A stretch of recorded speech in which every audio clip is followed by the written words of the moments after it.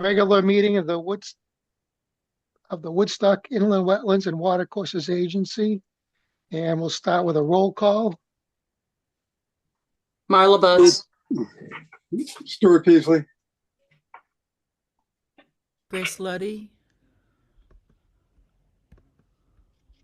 Bill Verwensky.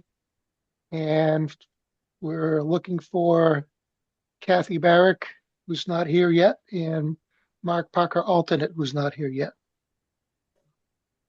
All right, move on to actions of previous meeting, March 2nd, 2026. Does anybody have any comments about that? I did. I'm just trying to pull it up on my screen now. I'll bring it up on the screen right now. Here you go.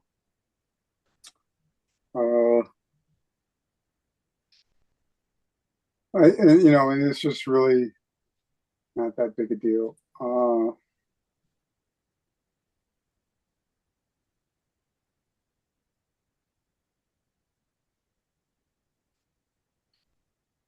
Is Dan with us tonight? I believe so. Hey, Stu. Hi, Dan. I was just wondering, I saw the word errant. I can't remember where I saw it. Find out. Errantly with a Errantly, right here. Yes. So 1200 Route 169 was errantly listed among abutters. Yeah, and so I just looked up errantly to make sure that I understood what it. Of course, I know in conversation what it means, but in our minutes, errantly is a suggestion of an error, wherein this was an error. So That's ironic.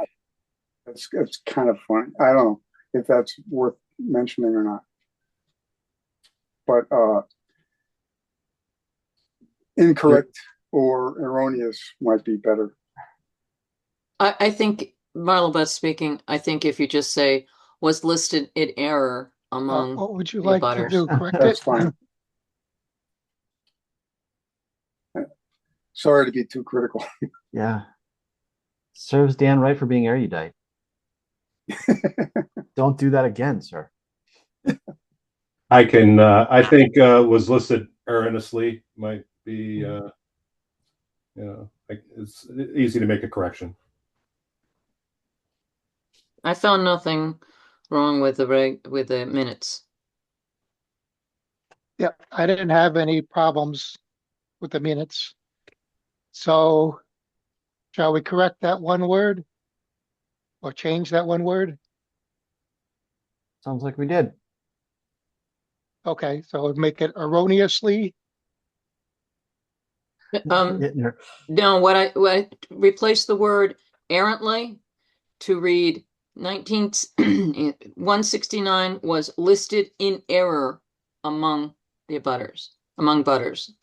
Okay, that's good. I move to approve the minutes of March 2nd, 2026 with one minor correction in item 7A. 1, 2, 3, 4, fifth line from the bottom of that to read was listed in error among abutters. Second motion. Okay, we have a motion by Marla Butts, seconded by Stuart Peasley to accept the minutes from the March 2nd, 2026 regular Inland Wetlands and Watercourses Agency meeting with the one correction of changing the sentence that's errantly to the sentence as Marla quoted. Any other changes or discussion? All those in favor signify by saying aye. Aye. Aye. Yeah, any opposed? Shouldn't be anything. The motion passes. Okay, we're moving on to citizens' comments. This is the portion of the meeting where brief comments can be made about something that is not already on the agenda. Is there anybody from the public who would like to offer a comment or a complaint or anything of that nature?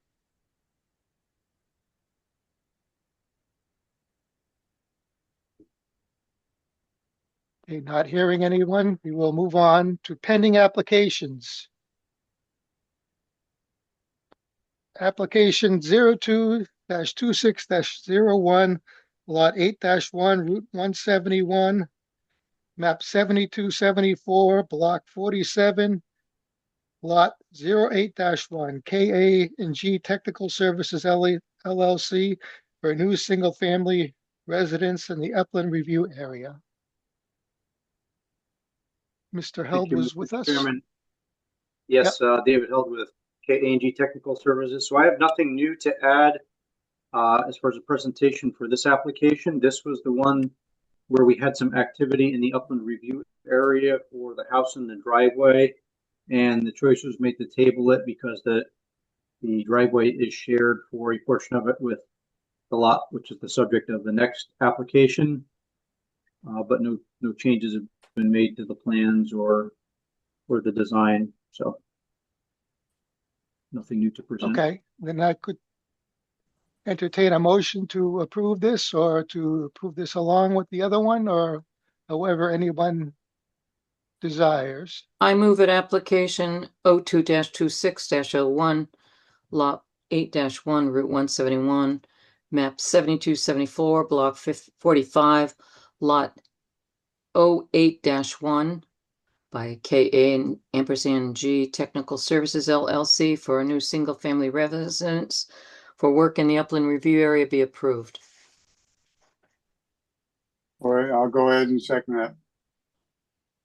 Okay, a motion by Marla Butt, second by Stuart Peasley to approve application 02-26-01 for lot 8-1. Is there any further discussion? All those in favor signify by saying aye. All right, Aye. Any opposed? Any abstain? The motion passes. Okay, moving on to the next application, which is similar to this, a sister to this, application 02-26-02, lot 8-2, Route 171, map 7274, block 45, lot 08-2 for KA and G Technical Services LLC, new single-family residence in Upland Review area. Thank you again, David Held with KA&G Technical Services. And the only change that has been made to the plans, and you should have the revised plan, hard copies were submitted to Town Hall and the electronic versions were transmitted to John for this meeting. We added the extents of the riprap along the driveway side slope in the wetland crossing area in response to a comment that Marla had for the last meeting. And that is the only change that has been made to the plans, just adding the limits of that riprap. And it's shown with a hatching pattern, and you can see it in the legend as well as on each side of the driveway where Is it that's extends out to. right? Am I indicating the right area, Dave? Right in Correct. here? Yep. I can zoom in. And there's a section view on the last page. Yeah.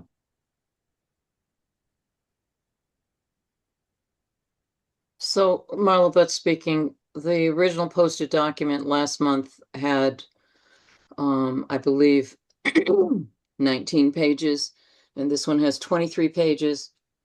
So it appears to have two sets of the plans. One is revised.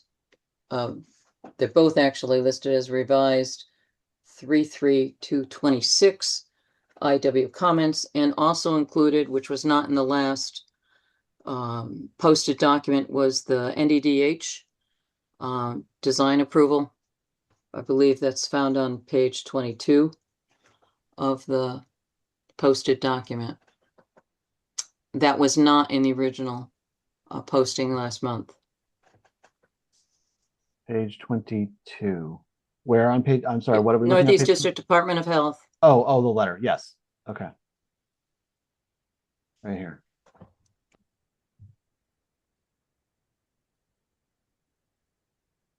So I'm trying to think, was there one other question that dealt with this application regarding the discharge Was there any believe the need only for? question was just the limits of where that riprap was. Okay, Just to kind of describe it verbally, it basically coincides with yep, uh, the entire elevation section there that could potentially act as a broad crested weir in the event of a very large storm where the driveway overtopped. yep, So the riprap extends out for that full yep. length along the driveway.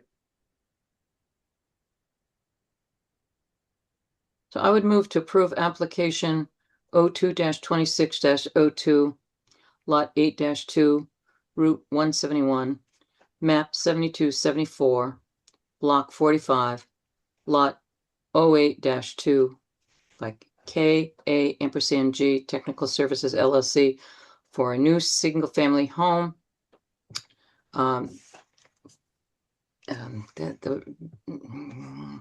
With the construction of a driveway across wetlands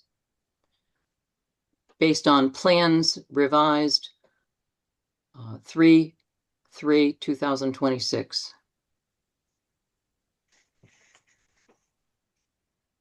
Oh, second. So we have motion by Marla Butts and seconded by Stuart Peasley to approve application 02-26-02. That's lot 8-2 on Route 171 for KA and G Technical Services, single family residence in Upland Review Area, with the details of the motion hopefully on the recording. Is there any further discussion? Yeah, I would like to state reason why I think this can be approved is because we talked about, Mr. Hill talked about alternatives that he looked at building the house at a different location and really didn't have that ability to do that for this lot. And the fact that he's done a common drive that's going to be paved is a improvement for that. The slope is very steep. If anybody drove by that site off of Route 171, you'll see that that slope is very steep, and a paved driveway is the appropriate thing for that location. I could not find any other alternative, and since it was a subdivision lot that was already approved by planning and zoning, in full knowledge of where the wetlands were located, I don't see how there could be any reason not to grant an approval for this driveway and then the construction of the home. Mostly, actually, it's the driveway that's in the upland review area, not the home. And driveway also is across wetlands. So I had no problem with granting a permit for this activity. That's all I wanted to say. Okay, any other comments? All those in favor signify by saying aye. Aye. Aye. Aye. Any opposed? Any abstain? The motion passes. Thank you, Mr. Held. You're all set for approval on both lots.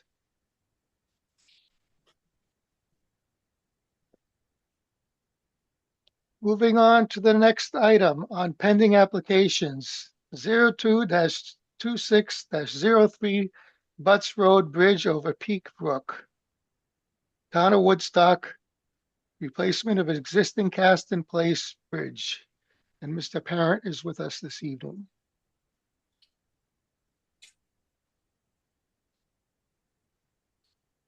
John, do you want to drive, or is it okay if I share my screen? Yeah, no, here, I'll stop. You go ahead.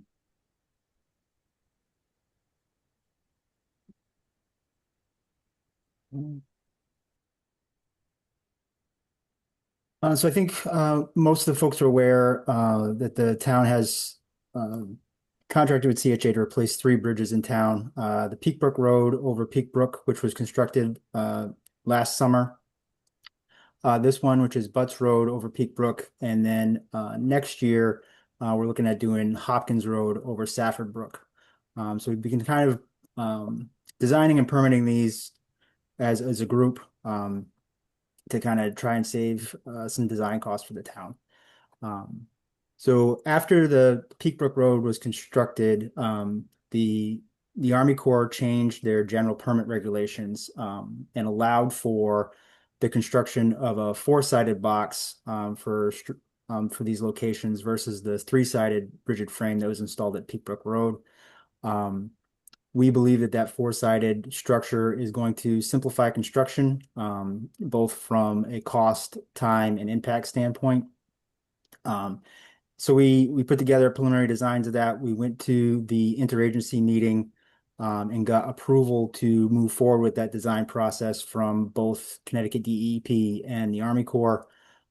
Since we've received that approval, the Army Corps is now transitioning from the general permits to the nationwide permits. So we were originally told that this could proceed with a self-verification through Army Corps, and now it looks like it's going to need a PCN, pre-construction notification, but we can still proceed with the four-sided box construction. So to just give you a background of where we are so far with the permitting process. So I think most of you are probably familiar. This is, just to the, I'll bring over the area map here.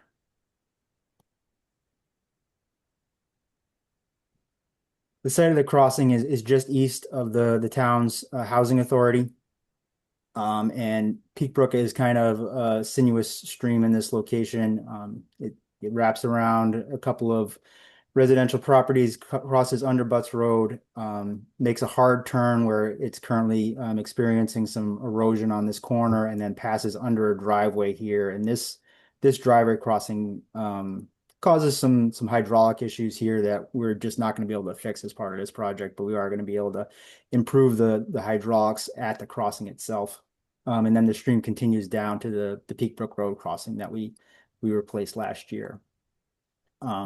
So if I could stop you, Pete, here for a minute. Could I interrupt you? There's a pond that's shown there, and I believe that does not, the brook doesn't feed into that. It might get some outflow from that. Yes, it's separated.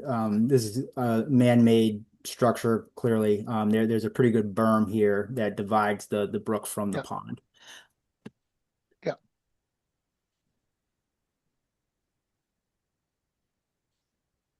So existing, obviously, it's a very old structure, a combination of stone masonry and some more, newer concrete repairs. The structure itself is deficient both from a loading capacity and also from hydraulic capacity. So the new structure will be considerably wider to both meet the hydraulic capacity needs of Peak Brook at this location and to achieve the 1.2 times the bank full width required by Army Corps. New wing walls, riprap armoring of the slopes that are going to be disturbed. And then we are going to be rerouting the sewer. Right now, the sewer penetrates through the abutment walls and is exposed within the stream channel.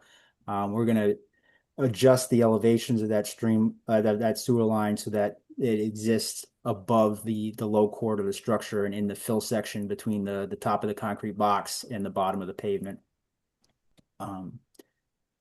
The bottom of the box will be infilled with natural stream bed material pursuant to Army Corps and DEP requirements. This one, they were looking for at least a foot of material, and it'll actually be a little bit more than that in most locations. We are proposing to have a kind of a trapezoidal stream channel through the structure. So obviously that minimum will exist only in one spot, and it'll be much thicker everywhere else.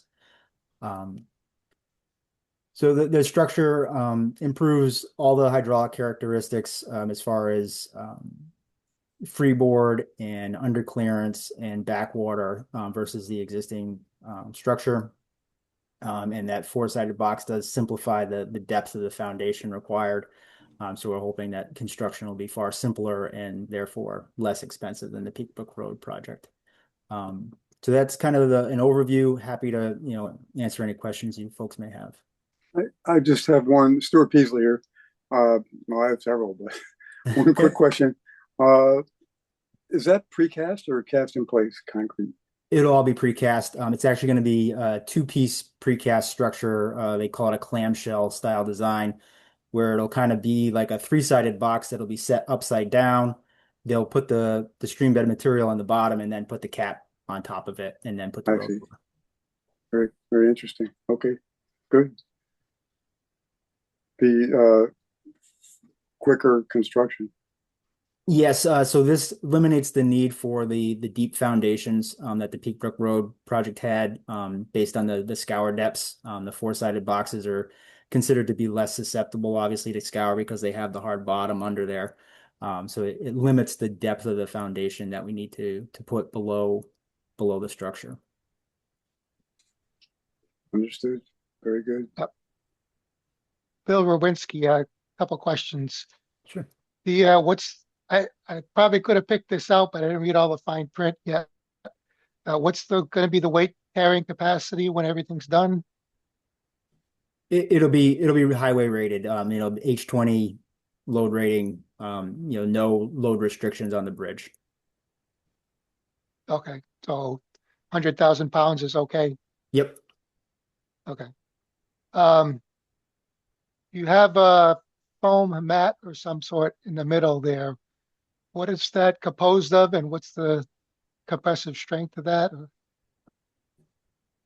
So we are proposing to install a small area of rigid insulation. It'd be that solid foam insulation between the top of the concrete box and the bottom of the sewer line to provide frost protection. But this Okay, for this the whole sewer frame primarily? this whole frame will be precast concrete. The structure itself will all be precast concrete. And That then was my other question is how in the world did that not freeze up before? so effluent typically is considerably warmer than anything else. And as long as it's flowing, and designed properly, it doesn't typically freeze. It's certainly not ideal, Yeah. but it's usually not a problem unless you get a considerably cold spell and then a low trickle of flow. But with the housing authority being right there, I think you get enough flow of warm water on a consistent basis that it probably hasn't caused a significant issue. Wow. I was just curious. So at some point, Bill Rowinski again, at some point you're going to have to cut one line, it's the existing line, and Yes. have some Yeah. alternate. I didn't look enough in detail. Do you have a plan for that of a temporary crossover or something? Yeah, so the intention is to have the contractor pump from the upstream manhole Okay. here where the housing authority ties in and pump around the whole construction site and discharge into the downstream manhole. Okay. Bill, The other question, I have a okay, go number ahead. of questions. Go ahead. On page 11 of the posted document, which was the summary of the meeting, the coordination meeting, it Yes. lists permits. And it says permits, local IW, which is what you're here for now, Mhm. local flood management. Who is responsible for that? Because I'm not aware of any local Yeah. flood management approval. Right. So I think they list that kind of generically. I don't believe this requires any flood management because it's not in a regulated floodplain. It's in a zone, it's in a zone A, but it's not in a zone with an elevation or a floodway by any means. So I think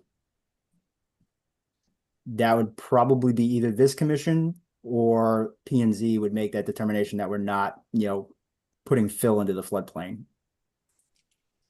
Okay, so that's the first question I have.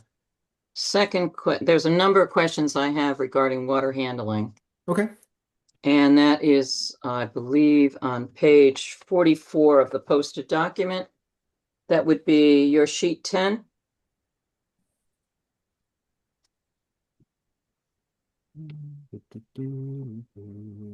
Yes. Okay. Okay. Let's start with, excuse me, construction notes. If you could enlarge the construction notes. Okay. On the second item, it says the contractor is responsible for all staging and sequencing throughout construction of the project. This sheet contains a schematic sequence for informational purposes, uses only. And the contractor shall provide detailed sequence plans with sufficient detail and notes showing how this project will be constructed safely and within the allotment as defined in this contract. Who determines what is acceptable sequence of construction and schematic for So this? generally, they submit their water handling plan to us as part of the contract documents, similar to like a shop drawing review. If they were to significantly veer from what is shown on this plan, we would certainly recommend that they come back to you folks for a re-review of the permit. But generally speaking, the contractors don't veer too far from these plans because they know that the calculations have already been done, and they don't want to have to hire their own engineers. So that gets me to item 5, where it speaks about the contractor shall notify the engineer. Who is the engineer? So we'd be the engineer of record on all of this, so they would notify us. So And you have we'd also be already, representing the town. CHA has been hired by the town to not only present the application, but to do all the construction inspection work. Yes, So Yep. so that the engineer would be you, yes? yes. There's Yep. no other PE that would be doing this, would it? Would there be? So I mean, CHA obviously employs a multiple number of PEs, but yes, this is my project. I'm the project manager on it. Okay. Because I wanted to make sure that it was a Connecticut licensed professional engineer Yes. Yep. that would be doing that. And regarding this, let's go over to the sanitary sewer. It says the temporary sanitary sewer bypass system shall consist of an approved system that the contractor elects to use, which will safely convey sewage flows continuously through the construction area. To convey sewage flows shall be able to support the construction activity and shall in accordance with environmental permits and special provisions. I assume the environmental permits include the inland wetlands permit? Yes. Okay. And that the means and methods of the temporary sanitary sewer bypass system shall be submitted by the contractor to the engineer for approval. So at this time, we don't have any proposed way of, your company has not proposed a manner by which the sewer will be transmitted during Right. construction. So our recommendation in the contract documents is going to be a bypass pump, but if the contractor chooses to pursue another option, we would allow them to consider that. We'd obviously comment on it, and obviously WPCA would have the opportunity to Okay. get input on that as well. Because one of the things that I was asked at the last wetlands meeting, which you weren't at, was to take a look at, there was a past permit that had been issued for this project Okay. back in 2011. Yes. And in that one, that was conditionally approved. In the minutes of July 11th, 2011, application 03-11-04, the town of Woodstock's Butts Road Bridge over Peak Brook Road, over Peak Brook, it should have said. That was approved. There was a lot of concern about how the sewer would be transmitted. And at that time, they were talking about doing it in the winter time. Or if they had to have the pump going overnight, what would they do to ensure that the pump didn't fail overnight? So that permit was approved with a condition that said it was the replacement of the bridge was approved with the condition that the applicant ensure that emergency backup power is provided to the sewer pumps during the time of construction. Mhm. Has your plan made provisions for that? So we can certainly add a note in that effect to our special provision regarding the sewer bypass, that it has to have backup power. But generally speaking, that's pretty standard construction etiquette for a sewer bypass, is that they've got a generator running the pump, and then they have a backup generator sitting right there. Very similar to what they did for the dewatering at Peak Brook. They had a very large generator running the pumping system to dewater their hole, and they also had a backup one sitting right there in case it failed. So what is the anticipated length of time that these generators would be running? So I mean, the generators would be running, obviously 24 hours a day to power the pumps, for likely 3 to 4 weeks to, by the time they separate the existing sewer, excavate, install the bridge, and are able to reconnect the sewer back together. So what will power these generators? What kind of fuel? Generally they're diesel powered. And where are they located? They would be located somewhere within the right of way, probably within the roadway. So those aren't identified on the plan. There's no location for where the generators would be. Right. So all of that facility, that work is means and methods by the contractor. So I can give you my opinion of what we believe to be done, but as part of the contract, they put that design and operation of that system on to the contractor to kind of limit the liability on both the town and CHA as far as the function and cost of that system. But if there's a damage to the environment, if something slips up, that comes under this permit. I did have some questions about water handling. Okay. So that if we could go back to your drawing that you had, I think it was sheet 10. Okay. And if you take a look at the illustration that's on the left, on the right-hand side of that drawing, you show a pipe going through the center of the construction site as the diversion pipe. So that's only in stage two. Stage one would have the pipe going out and around the construction site and would leave the two western wing walls unconstructed.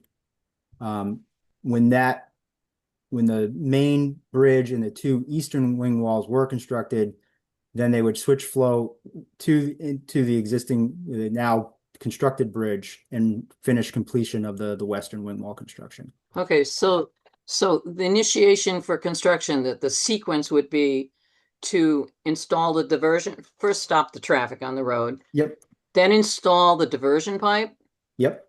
That's not what your suggested sequence of construction says.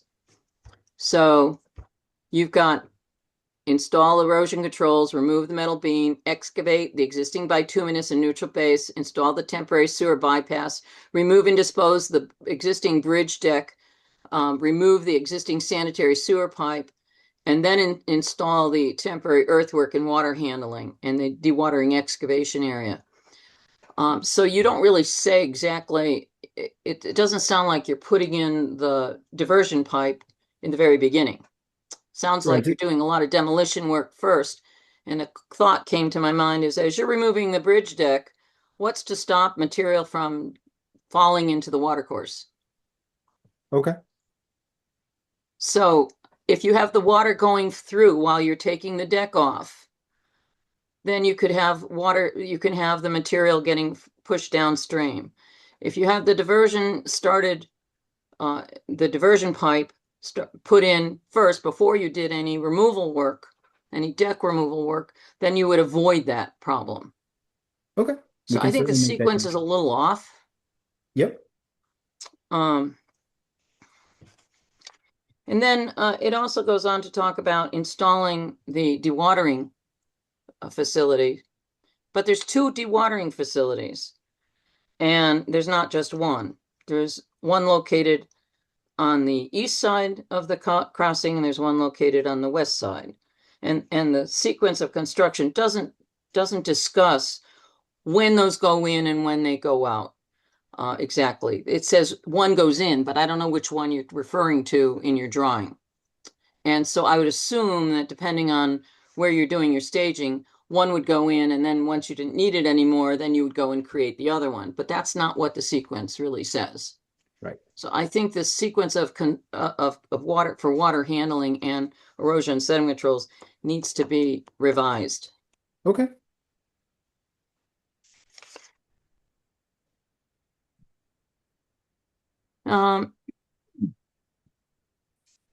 We didn't have the sheet plans, the sheets, the construction drawings last time. When this application came in and was posted on the website, it went all the way up to 32 pages, and now it's 62 pages long. So the drawings were added on between last meeting and this meeting. So that's why probably people didn't really have a chance to really look at it really well. And the water handling plan is probably the most important thing for us at this point Okay. in time. But I do have some other questions about the hydraulics. I Okay. looked at your presentation for the interagency coordination meeting, and I didn't see anything in there that talked about what the current flow capacity is of the bridge and what the proposed flow capacity of the bridge is going to be, unless I missed something. Do you have any hydraulic calculations that accompany this design? Yes. They were not presented as part of the application. Okay. And they should be included in the application with an explanation as to what is the pre-construction conditions with respect to capacity of the bridge and the post-construction flow conditions and the capacity of the bridge. We don't have that. And I Okay. think that's critical information for us as a wetlands agency to have. At least a summary by a Connecticut licensed professional engineer stating this is what it is. This is what the calculations are. Okay. I don't think we have that. That's not part of our application, Okay. which you're showing us on the screen now. Yeah, we can certainly provide that.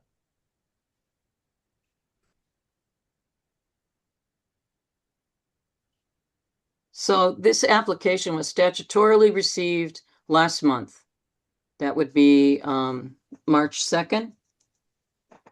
And at that time, I requested that we get a hydraulics report, but there was nobody here representing the town, in which I understand, Pete, that's what you're doing. And there was a question that was raised by Bill regarding the sewer line. And Bill, I can't remember which drawing you were looking at. I think Well, it was there one of the ones that was in the presentation, the coordination meeting. And I think it would be found on page, hold on a second, I think it's 27. page 27, correct. So if we could go to that, it's called utilities. It was in the presentation for the coordination meeting. Okay. It wasn't part of the actual plans. If you don't have that, then John could pull it back up to screen share from the.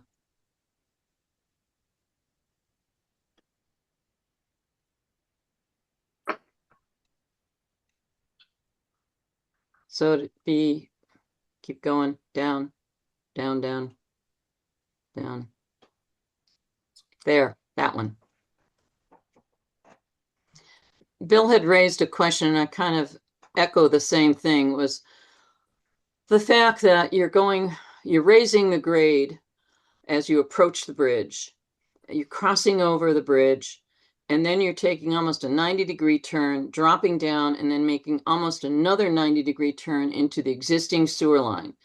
The question was raised is how does that affect the capacity of the sewer line and the forces that are in the sewer line, as to whether or not should there be an adjustment of those angles so that it would be less, what's the term I want to use? restrictive. The turns would not be so sharp, because the capacities of the pipe as they have to make those sharp turns is going to drop. You know, as it has to go in and change angles. And was there a consideration as to what that would do to the capacity of the sewer line to pass the flows that it's intended to pass? Yeah, so we did look at the capacity of the sewer line with the reduced slope here. And it still has, more than enough capacity to handle the design flow from the upstream contributing areas. And then what's shown here is known as a drop manhole. And that's a standard detail that is used both, in the town's existing system and in many other municipalities' existing systems. So it's a standard 4-foot diameter manhole. The pipe comes in and has a Y that's kind of installed backwards. So the upper pipe goes into the manhole high, the Y comes down, the pipe drops vertically, and then there's a double 45 at the bottom to make the 90-degree bend into the existing invert. And all that is kind of contained in a concrete cylinder that's attached to the outside of the manhole is the standard detail that Woodstock uses. So if the 90-degree turns or close to 90-degree turns restrict the flow to the extent that it can't get through fast enough, would it then come out the top of the manhole? No, it has the opportunity to continue straight out that upper Y if that vertical piece gets clogged or if there's a capacity issue. But from just a typical flow standpoint, that vertical pipe has a pretty high flow capacity. So if that pipe does become clogged, then that upper pipe where that reverse Y comes in high at the manhole, that's kind of like your warning sign. If you've got flow coming out of that high Y, you know that something is wrong with that vertical piece. But the manhole itself would have to fill with flow before you had any impacted flow coming out of the top of the manhole. So in your opinion, there isn't a significant reduction in flow capacity of the sewer line No. with these sharp angles? No, the bends to make the drop are not a concern from a flow perspective. Was it analyzed? It was not analyzed, but like I said, we're looking at this flatter section of pipe being the restricting measure here. Going from like a 2%, 2.5% slope to 0.8% slope. That's where we see the reduction in potential flow capacity for this 8-inch line. But again, an 8-inch line can be run at 0.5% and still maintain 2 feet per second, which is the self-cleaning velocity that TR16 recommends. And like I said, these drop manholes are standard in MDC, New York City, and the town of it's a very common standard detail.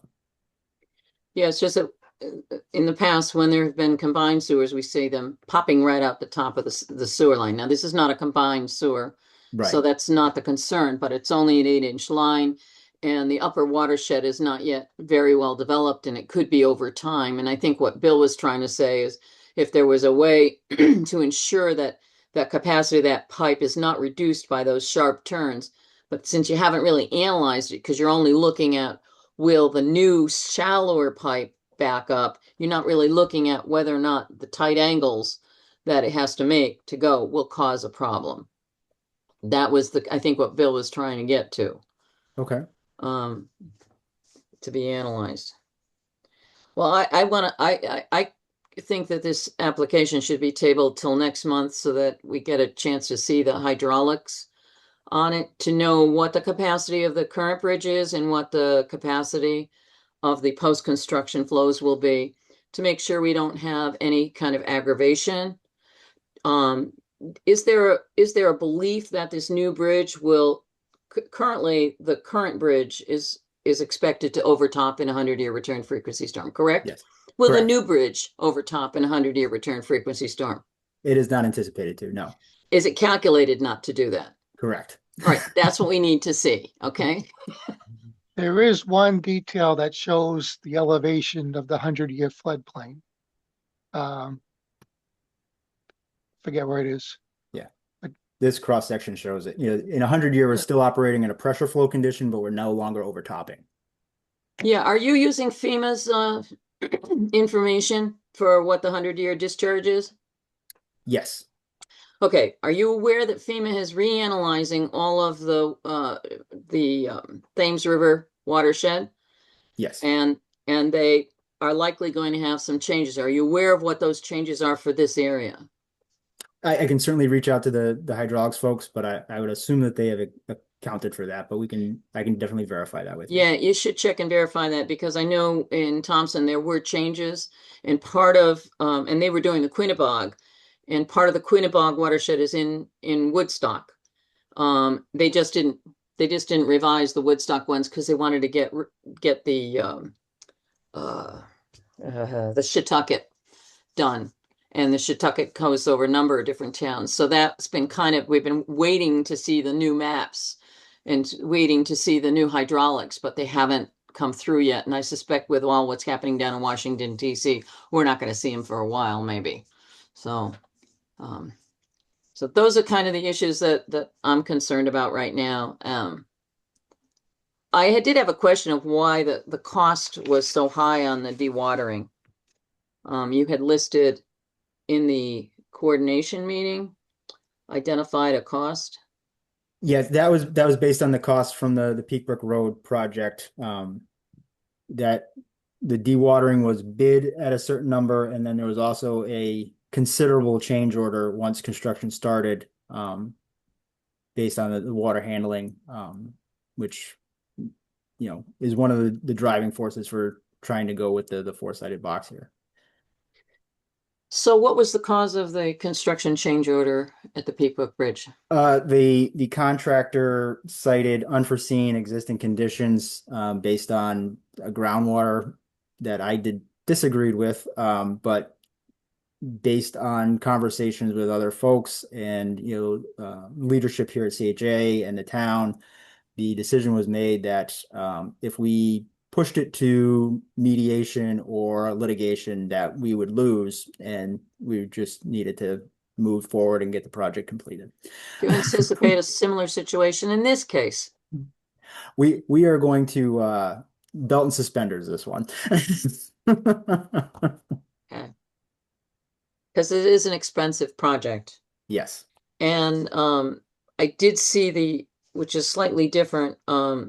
We just did the Gravelly Brook, which is a box culvert like this. Mm-hmm. And I don't believe they ever had to do a temporary diversion through the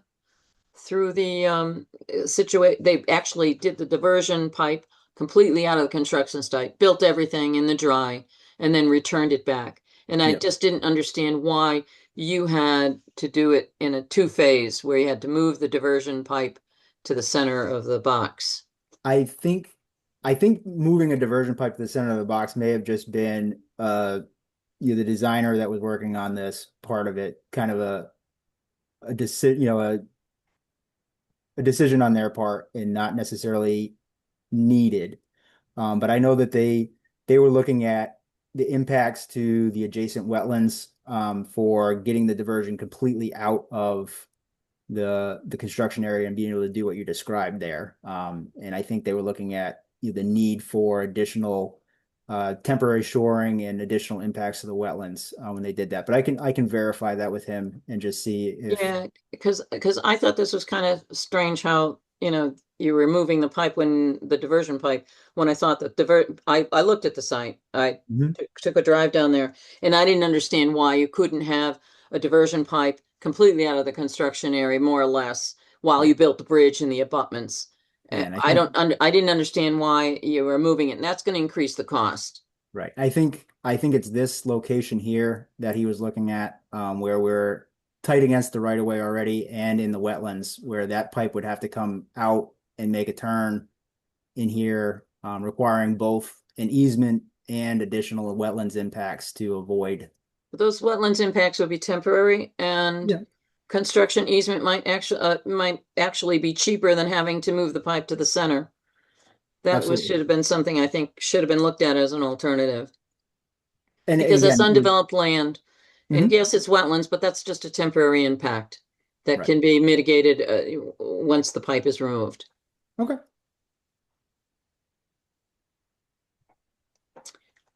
So next time, Bill, I think we need to see a revised water handling plan. And we need to see the hydraulics, at least the summary, for that. May I, Mr. Chair? Go ahead. So just on behalf of First Selectman Paquette, who is not with us, he stopped by my office today and expressed somewhat of the urgency to move forward on this project as expediently as possible, given that this can't be bid until it is cleared through all land use offices. I would just ask the agency to be certain that the information that Marla identified as missing or wished for more detail is critical to making the narrow findings that is charged to the wetlands agency in this matter, rather than just some additional information you would like to see that is technically outside IWWA's purview. And if that is necessary to retain this application for an additional month, and I'll leave it at that.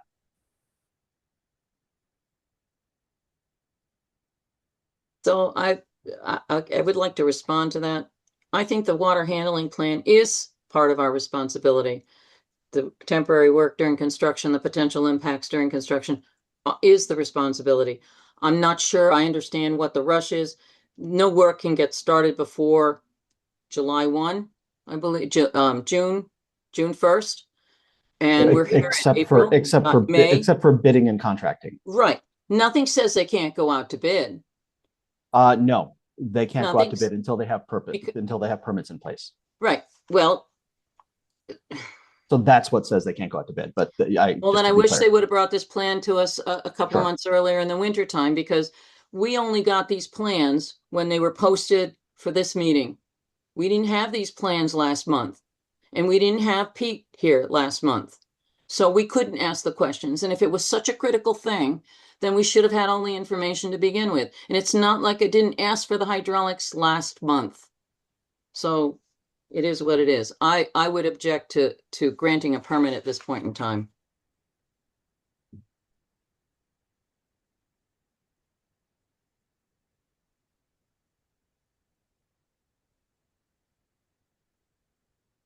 Bill Rowinski, my other question, now that you've talked about the slope of the 8-inch pipe over the bridge, if that was changed to 12-inch, would you still get the same cleaning at that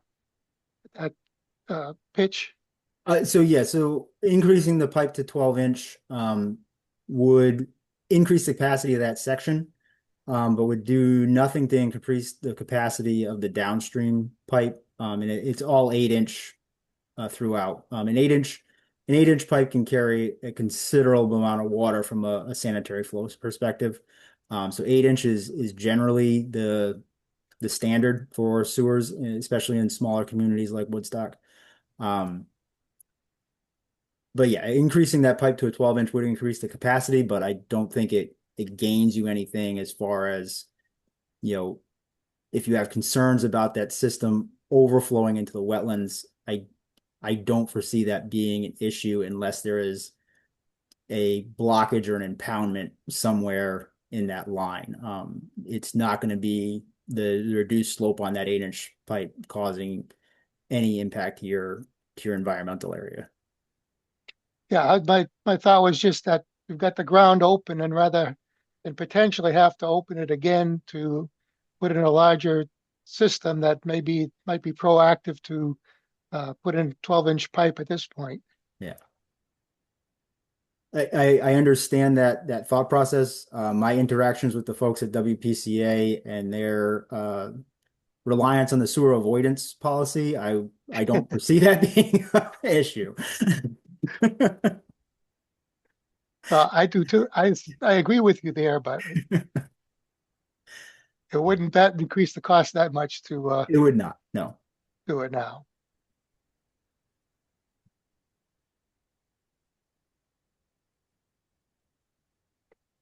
All right, is there any other questions from anybody?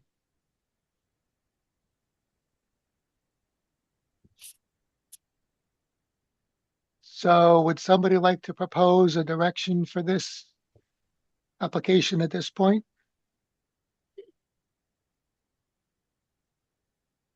Well, if I make the motion, you know the motion that I'm going to make. Just sorry, I was muted. I was just wondering, as far as Marla's concerned, is there any other solution, Marla, that we could think of to expedite this?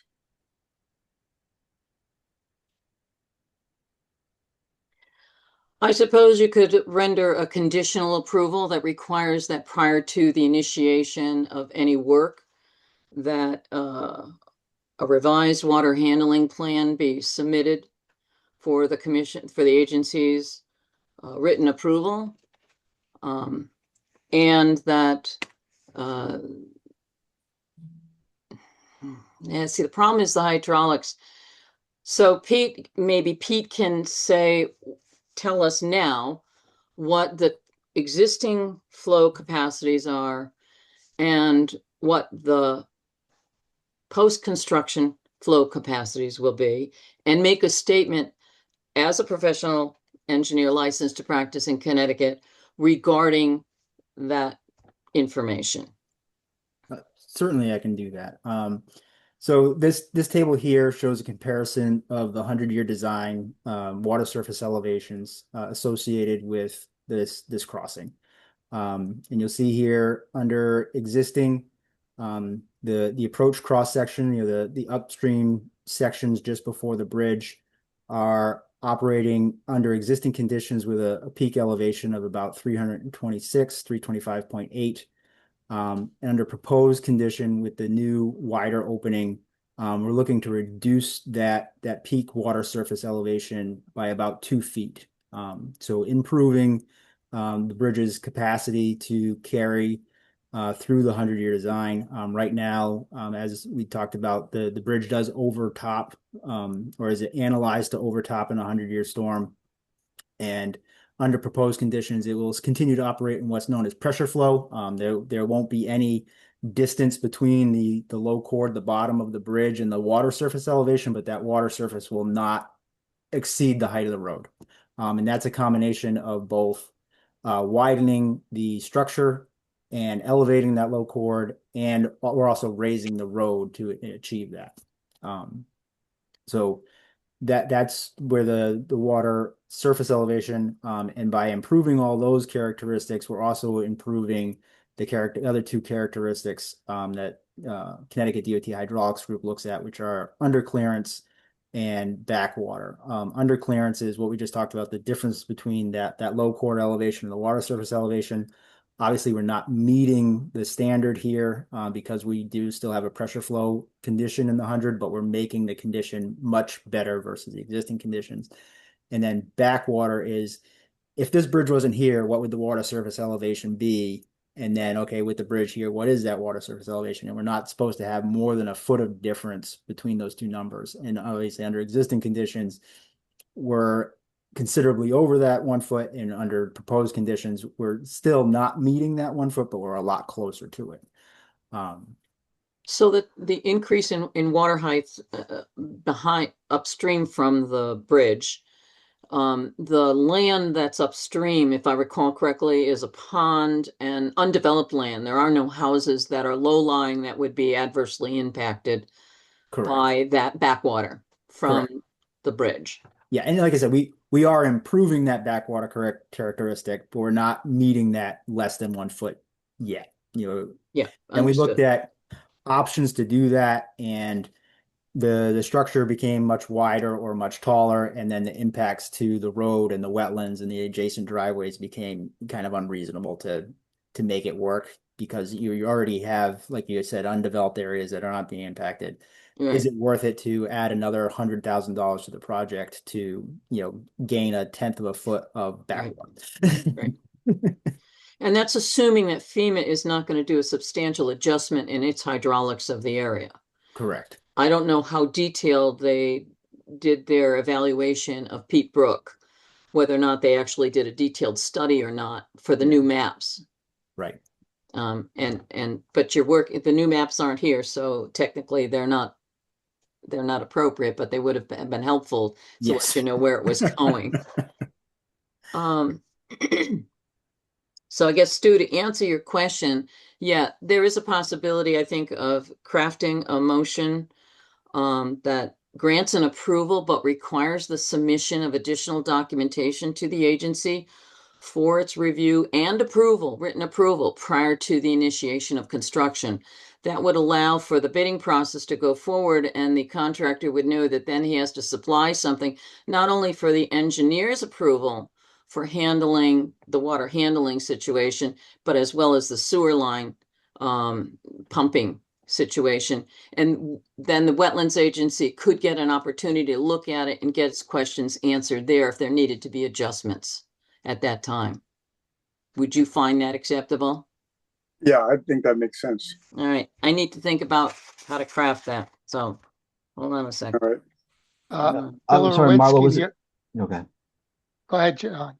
No, I just wanted to clarify. You were, John, go Marla, ahead. you were talking about specifically the dewatering system or hydraulic analysis as well? No. He's Just provided. dewatering. Yeah, He's he provided. just did that. So Yeah, okay. I would probably ask that this hydraulic report that he's showing here be submitted to the agency for its records, for its file. Mhm. But he's explained it. He's a professional licensed, he's a Connecticut licensed professional engineer. Most of us would not understand this anyways, so his statements on the record should be adequate demonstration for the hydraulics. Great. But I'm still not satisfied with the water handling plan or the way they're handling this, the sewer pumping, particularly since that was a concern back in 2011, raised. So I want to think about how I gotta craft this. Bill Orwinski, just for the record, I believe the cell tower that's going in at Chase, that they were able to access the latest FEMA information. So I don't know if that information could get mined proactively before it's released. Absolutely. I will speak with our folks here and make sure that their analysis includes the most up-to-date data.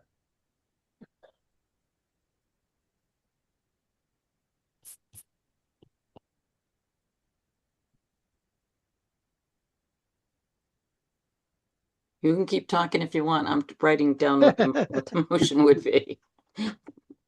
Well, I think it makes sense in terms of trying to balance the clock, balance the schedule with the unknowns, and get these clarifications done.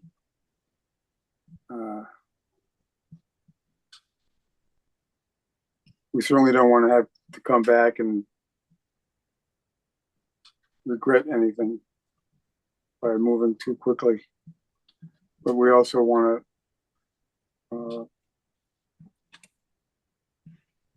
try to meet the demands of builders and costs.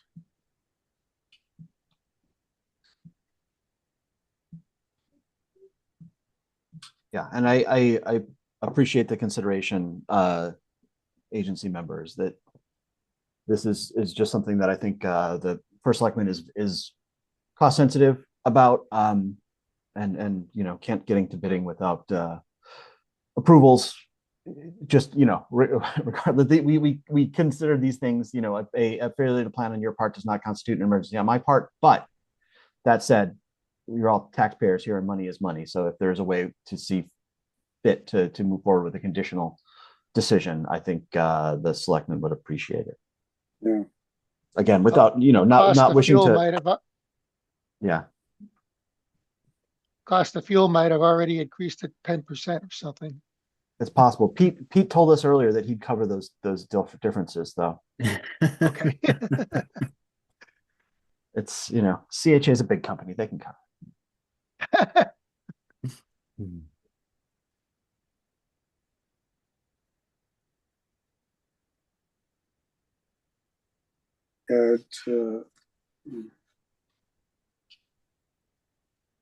Time and money.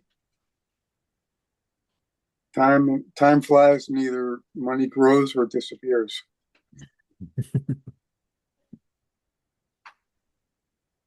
Just looking at station 867, that the velocity in feet per second was significantly lower Oh, with on the this, yep, new design, yes. 2.88 versus 3.84.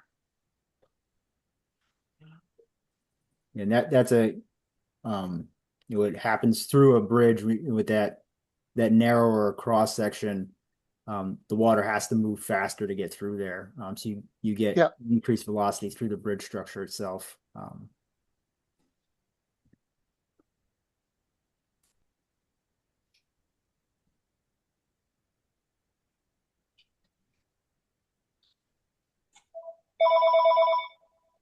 Okay, I think I got it.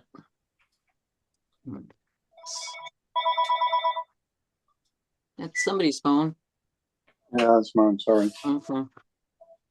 All right, so I will move to approve application 02-26-03, Butts Road Bridge over Peak Brook in the town's right-of-way by the town of Woodstock to replace the existing cast-in-place bridge with the following conditions. That one, prior to the initiation of construction approved in this application, the permittee shall submit for the agency's review and approval prior to the initiation of construction a revised written sequence of construction, 2, a detailed water handling plan, and 3, details for the sanitary sewer bypass operations.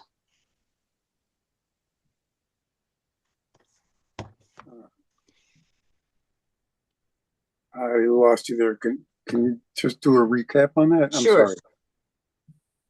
I move to approve application 02-26-03, Buttsbridge Road over Peak Brook in the town's right-of-way by the town of Woodstock to replace the existing cast-in-place bridge with the following condition. Prior to the initiation of construction approved in this application, the permittee shall submit for the agency's review and approval prior to the initiation of construction a written revised sequence of construction, 2, detailed water handling plan, and 3, details for the sanitary sewer bypass operations. Got it. Sounds good. Second it then. Okay, I'll second that. Any further discussion? We have a motion, but from, I just want to say that in the future, if the town wants to submit an application for such such work, it should submit the application in its complete form, including the plans when they submit the application form. And any hydraulics, if it involves a hydraulic facility, a facility that is a structure that's supposed to carry water. Because we wouldn't be in this position if we'd had all the information up front in the beginning, which we didn't have the plans until this month. So that's all I want to say. It's just to be forewarned. It's that may be something to consider for our application process to add that requirement would be good. okay, we have a motion by Marla Butts, second by Stuart Peasley, I believe. The actual wording will be in the recording by Marla Butts. Dan, you okay with that? Okay. Is there any further discussion? All those in favor signify by saying aye. Aye. Aye. Any opposed? Any abstain? The motion passes. Okay, thank you, Pete. Thanks, Pete. Thank you, Peter. Thank you, guys.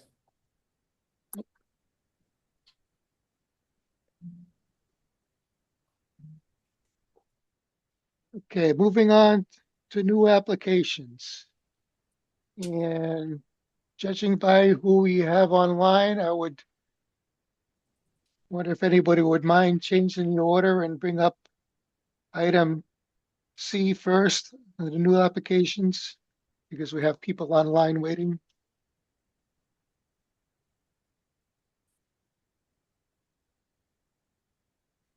I mean, Would you like to bring that one up first? Mile, you okay with that? Oh, yeah, I have no problem with changing it, but I do have some comments regarding the application number. All right, let's change then, and we'll look at application 10-25-03, 55 Crooked Trail, map 5787, block 34, lot 111 double, Peter, 111W, Peter Flaherty, application to modify existing approval for 20 by 20 beach area. So Bill, I'd like to, before we get started, John and I have exchanged some emails on this.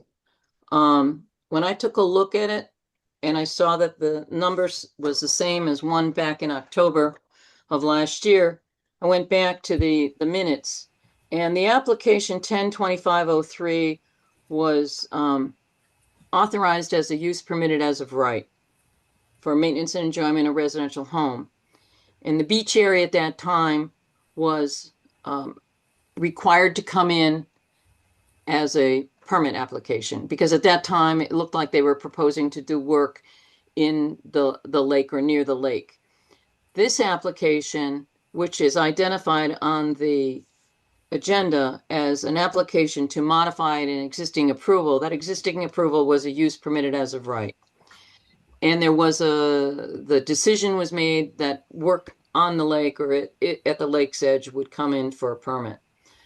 This application, the application for a use permit as right was basically for doing the retaining walls that were internal to the project, and those, they're not being changed. That's all been granted and everything. But wasn't in that item, in that application, was the stones along the lake shore. Those were not shown in the original drawings that we had back in October, in November.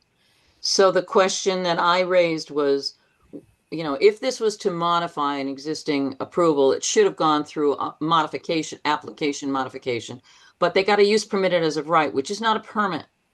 So it would either be a new use as of right for maintenance and enjoyment of residential home, or it would be a permit application because they're doing work at the water's edge.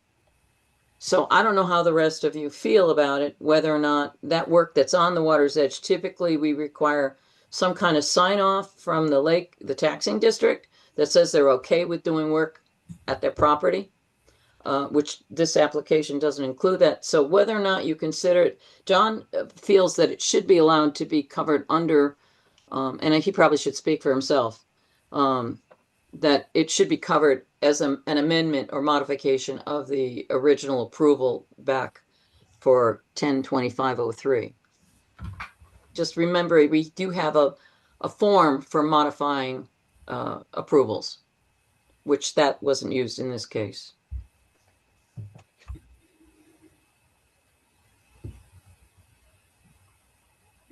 so the question then, Marla, is if this has been approved, then we're really just focusing on the detail of the stone?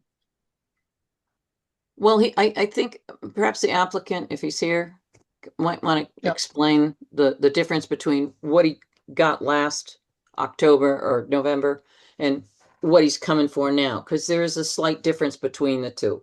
I think the beach area is a little different. I don't have a problem with the beach area. The question I have is about the stones along the water's edge. That wasn't in the original request. That's new. So this is Peter Flaherty. Thanks, folks, for taking time out this evening. I'm here with my wife, Patricia Flaherty, and Phil Riley, the owner of R&R Excavation, doing the work for us. When we had last met, again, on November 3rd, 2025, we had proposed both the retaining wall, which was approved, and the beach area. At that time, the survey map that we presented was not adequate because it showed actually the diagram showed the beach area. It looked as if it was in the lake. Mhm. So what I had done is that I'd taken a most recent survey done by Archer Surveying and presented in this particular request where it physically will reside. So it shows appropriately that it's on our property, and we've also diagrammed a little more detail as far as the surrounding areas and the rocks and all that stuff. So that's kind of where we sit at this point in time. I'll try to answer any questions you may have based on my comments there. Can you just go a little bit further on the rocks on the beach area?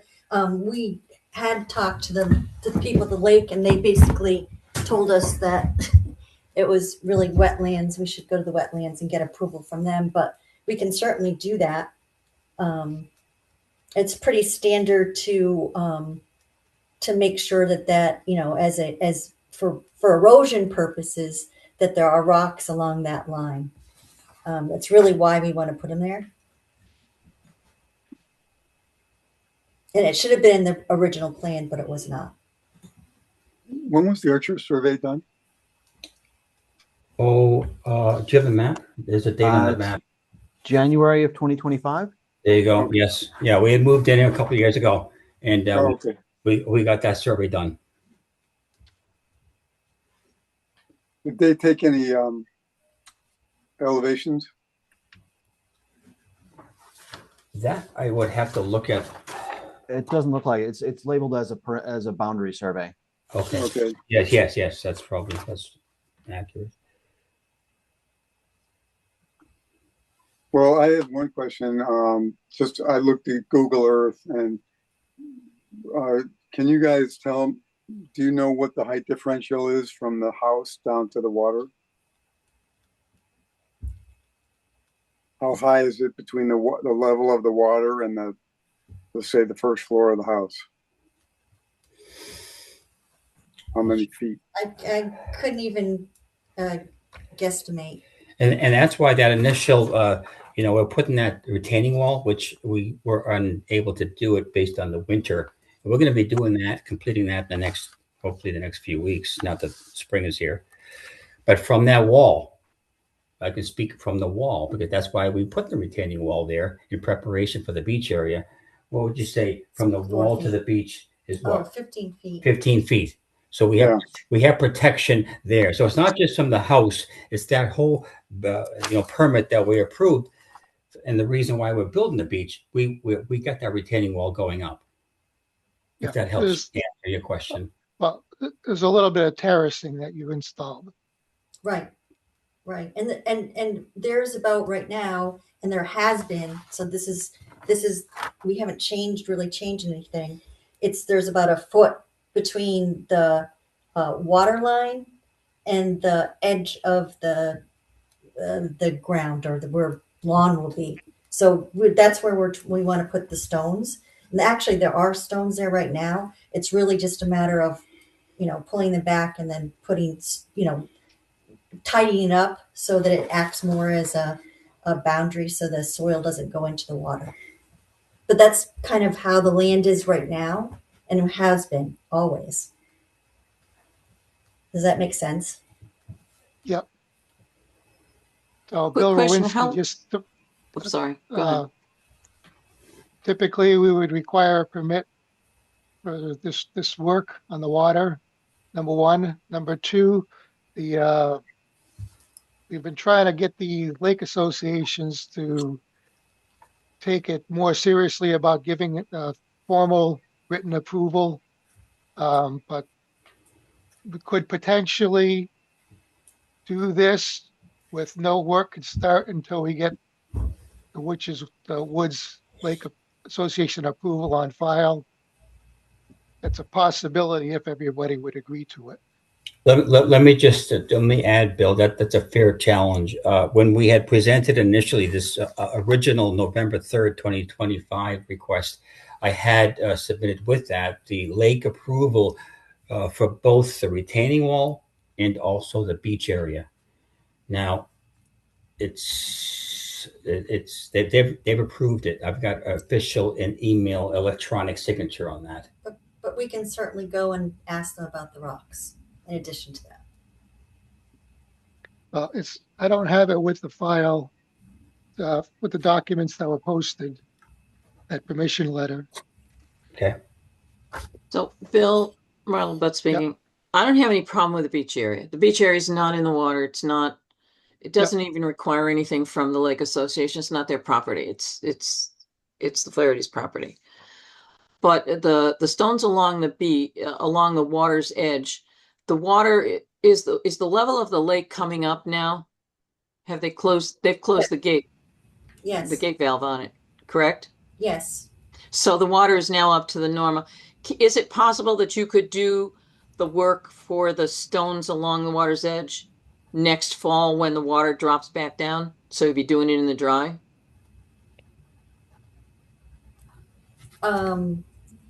Is there a construction objection because of the construction of the retaining walls?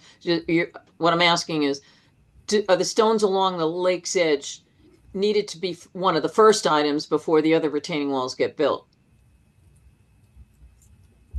Probably not.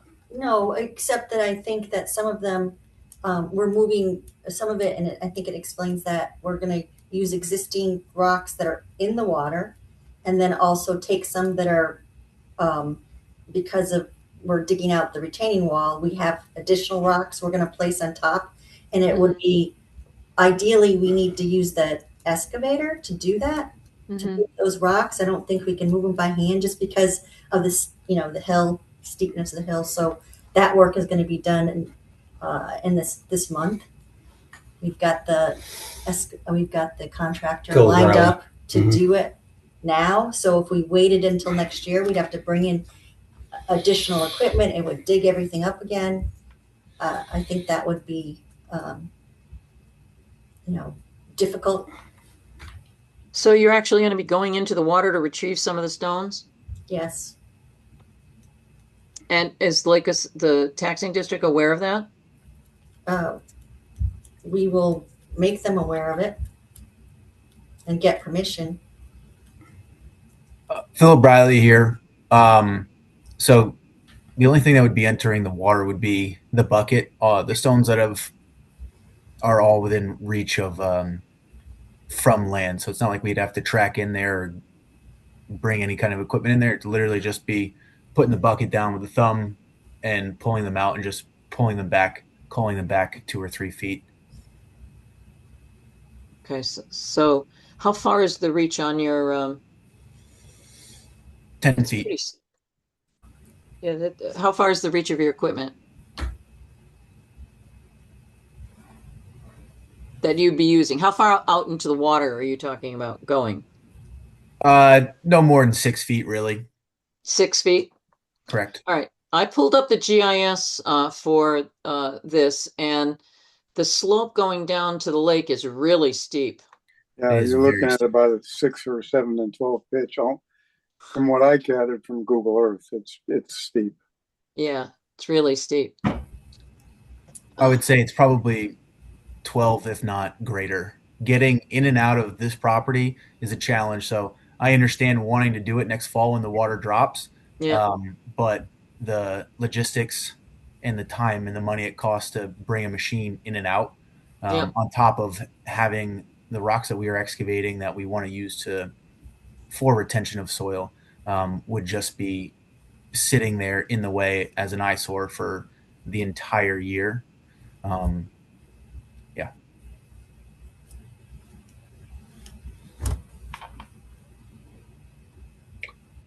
So what kind of I erosion think- controls would you be using along the lake's edge to prevent turbidity from going into the lake while you're working with the machinery?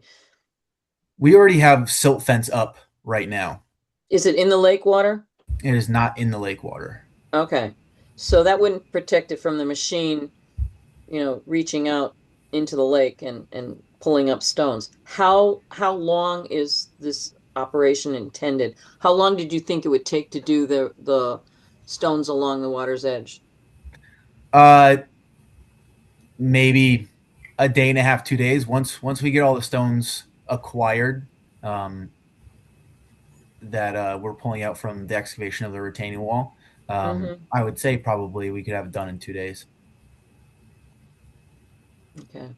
And we're not digging into the lake. All we're doing is moving some existing rocks that have kind of been there for years, or some larger boulders that we just want to pull back a little bit. So we're not digging any If holes into the lake bed. It's if just anything, it looks like they were placed along the shoreline at one point, and then just over time fell down, because it does look like there was an existing, retaining wall, not even retaining wall, but they were placed there for erosion control at one point, and they've just kind of flopped over, and we're just looking to pull them back and put them up against the bank. And it didn't work, did it? No. They rolled over into the lake, right? No. Yeah. Well, it worked. It worked for a period of time. Who knows how long ago they put those up? But like I said, it's for erosion control. It's also for a little bit of beautification. It is aesthetically pleasing, of course, and it creates that boundary in between the soil and the water's edge.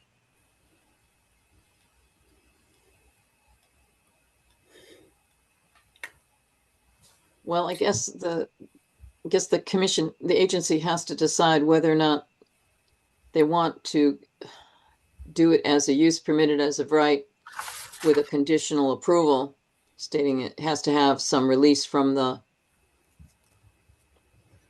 taxing district for doing work on their property. I understand your desire to want to clean up, but it's an extremely steep slope. I would have preferred it to be done when the lake was drawn down, to do the work along in the water, because it wouldn't be in the water then. It would, and that was the plan. yeah. And we were expecting to have a winter that we've had for the last 5 or 6 years, and then lo and behold, 2025, 2026 winter, where getting access down there was not possible, on top of running machines in that cold of weather leads to breakage and blown lines, and the last thing we want to do is blow a hydraulic line because of cold weather Right. while we're trying to do something like that. So we thought it was best to take a tactical pause and revisit once the spring. And on top of that, once the ground freezes, there's really nothing you can do. And once we started digging, that's when we started finding some of these rocks, and we didn't anticipate them being there. So we were trying to find solutions to get rid of them. Not get rid of them, but use them, I should say. I Yeah, have it's two unfortunately concerns about this, the steepness of the slope going into it, and the discussion of the stones just being placed. I don't know if there's any preparation properly considered for how those stones are placed, if there's going to be drainage behind, what kind of section detail we'll be looking at for the. So why would there need to be drainage behind them? It's only going to be about a foot and a half tall. it's just a single layer of stones. Yeah. Yeah, it's a single layer of stones, and what you'll be doing is putting them in, and they'll be moving in 5 to 8 years anyway. So if you want to do it right, you want it to be there for 20 years or 25 or 30 years, and I would get rid of the water from behind. So yeah, if it's only a foot tall, but it ends up being a foot and a half or 2 feet tall, which is usually the case, I would, overbuild rather than underbuild. Just me. That's what I would do. I think you'll see this. With that steep slope, you're talking about a lot of water.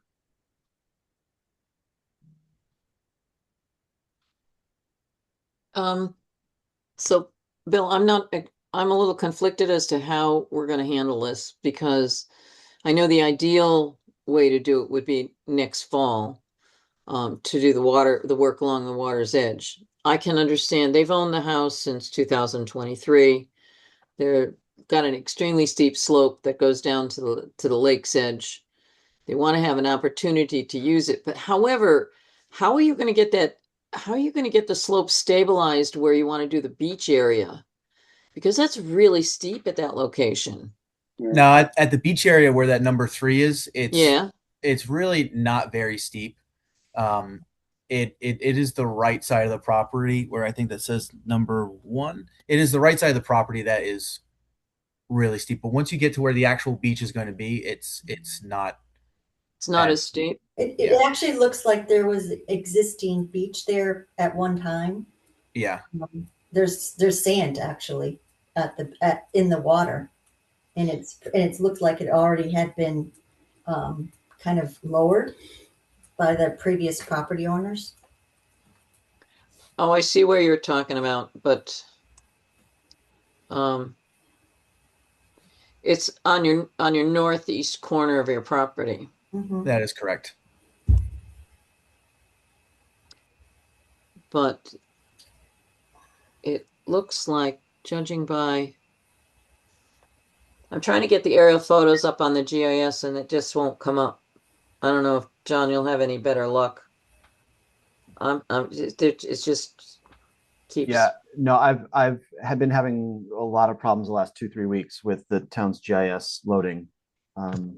Yeah. I can try to bring it up. I can stop my share and see if I can bring it up on my end, but it's been a challenge.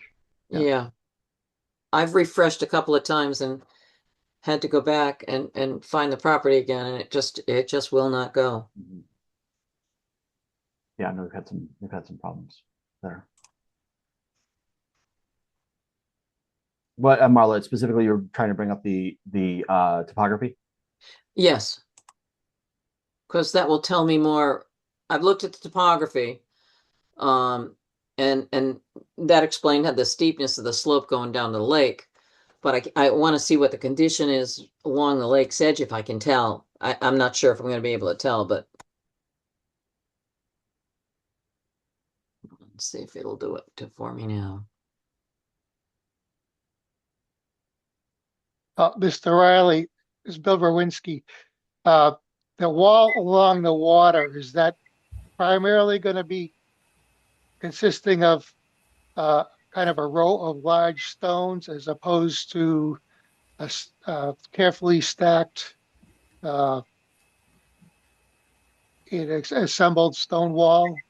Yes, sir. That is correct. It will be. It really does look like the field stone were stacked there at one point and they fell in.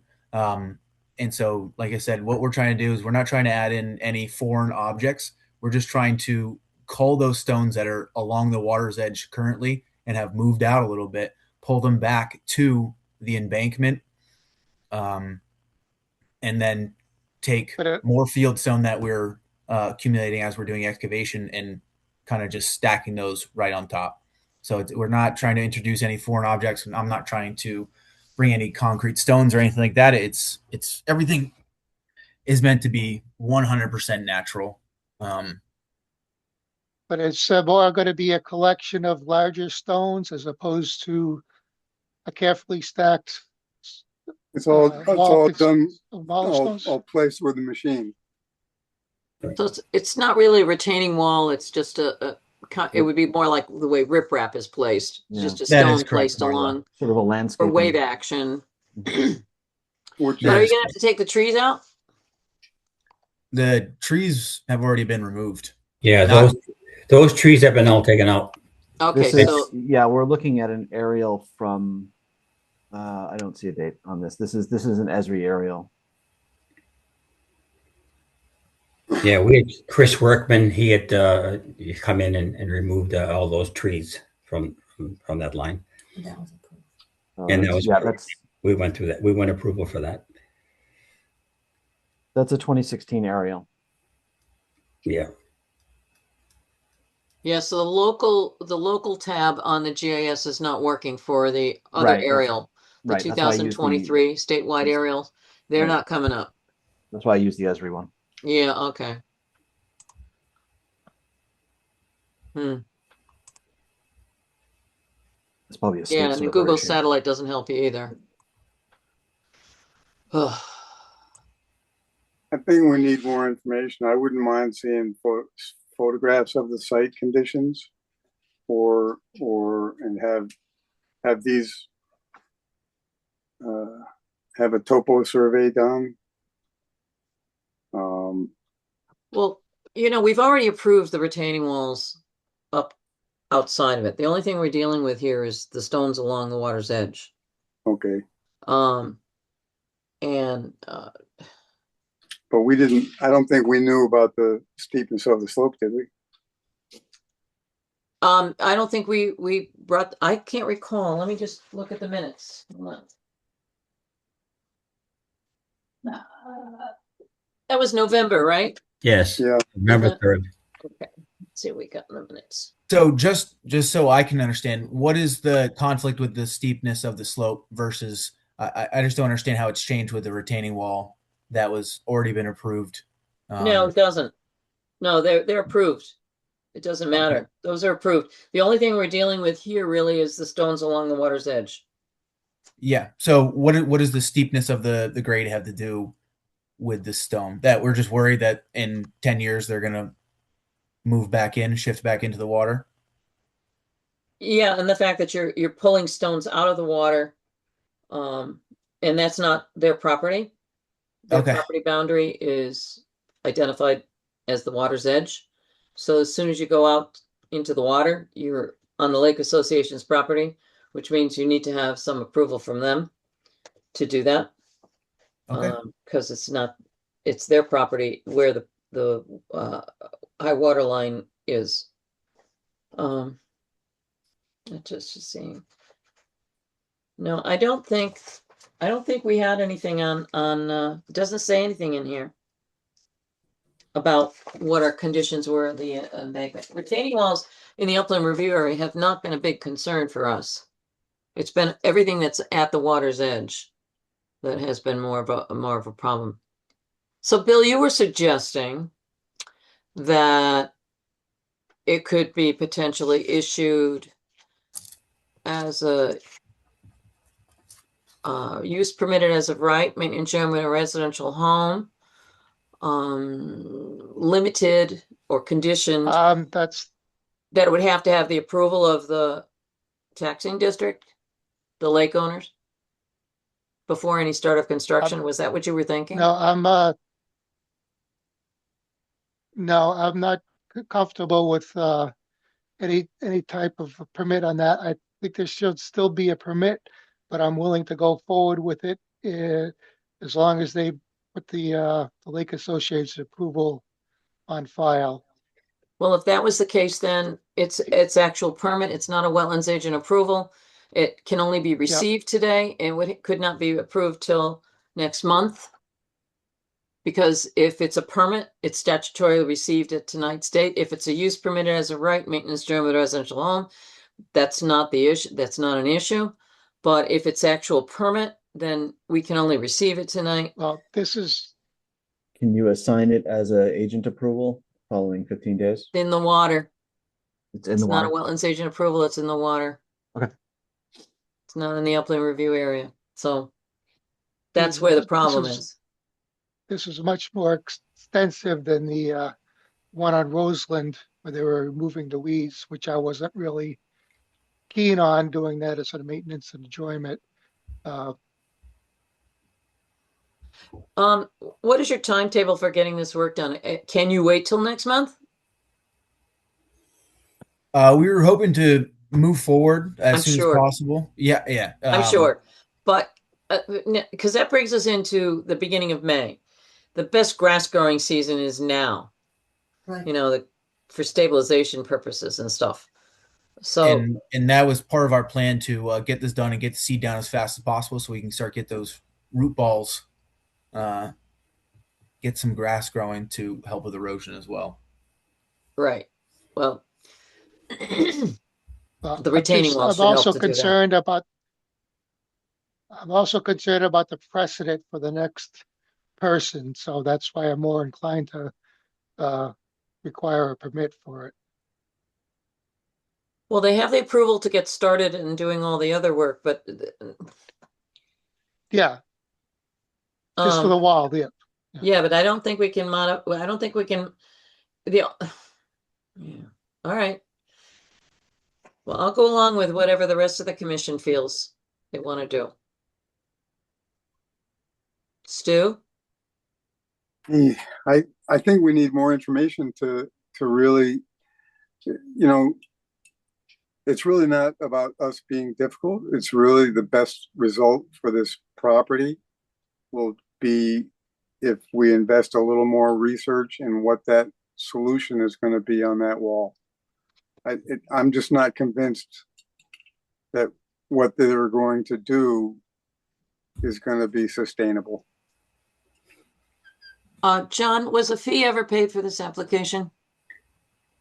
Honestly, not 100% sure. I need to take a look at the file. Okay.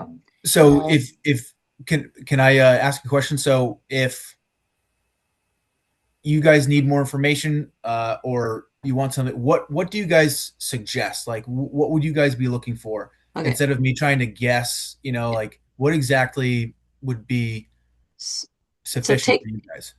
Marla Butt speaking. So this is what I would do. I would take pictures along the shoreline showing Okay. the stones that you want to move. And so that we have a better understanding of what the lay of the land is there.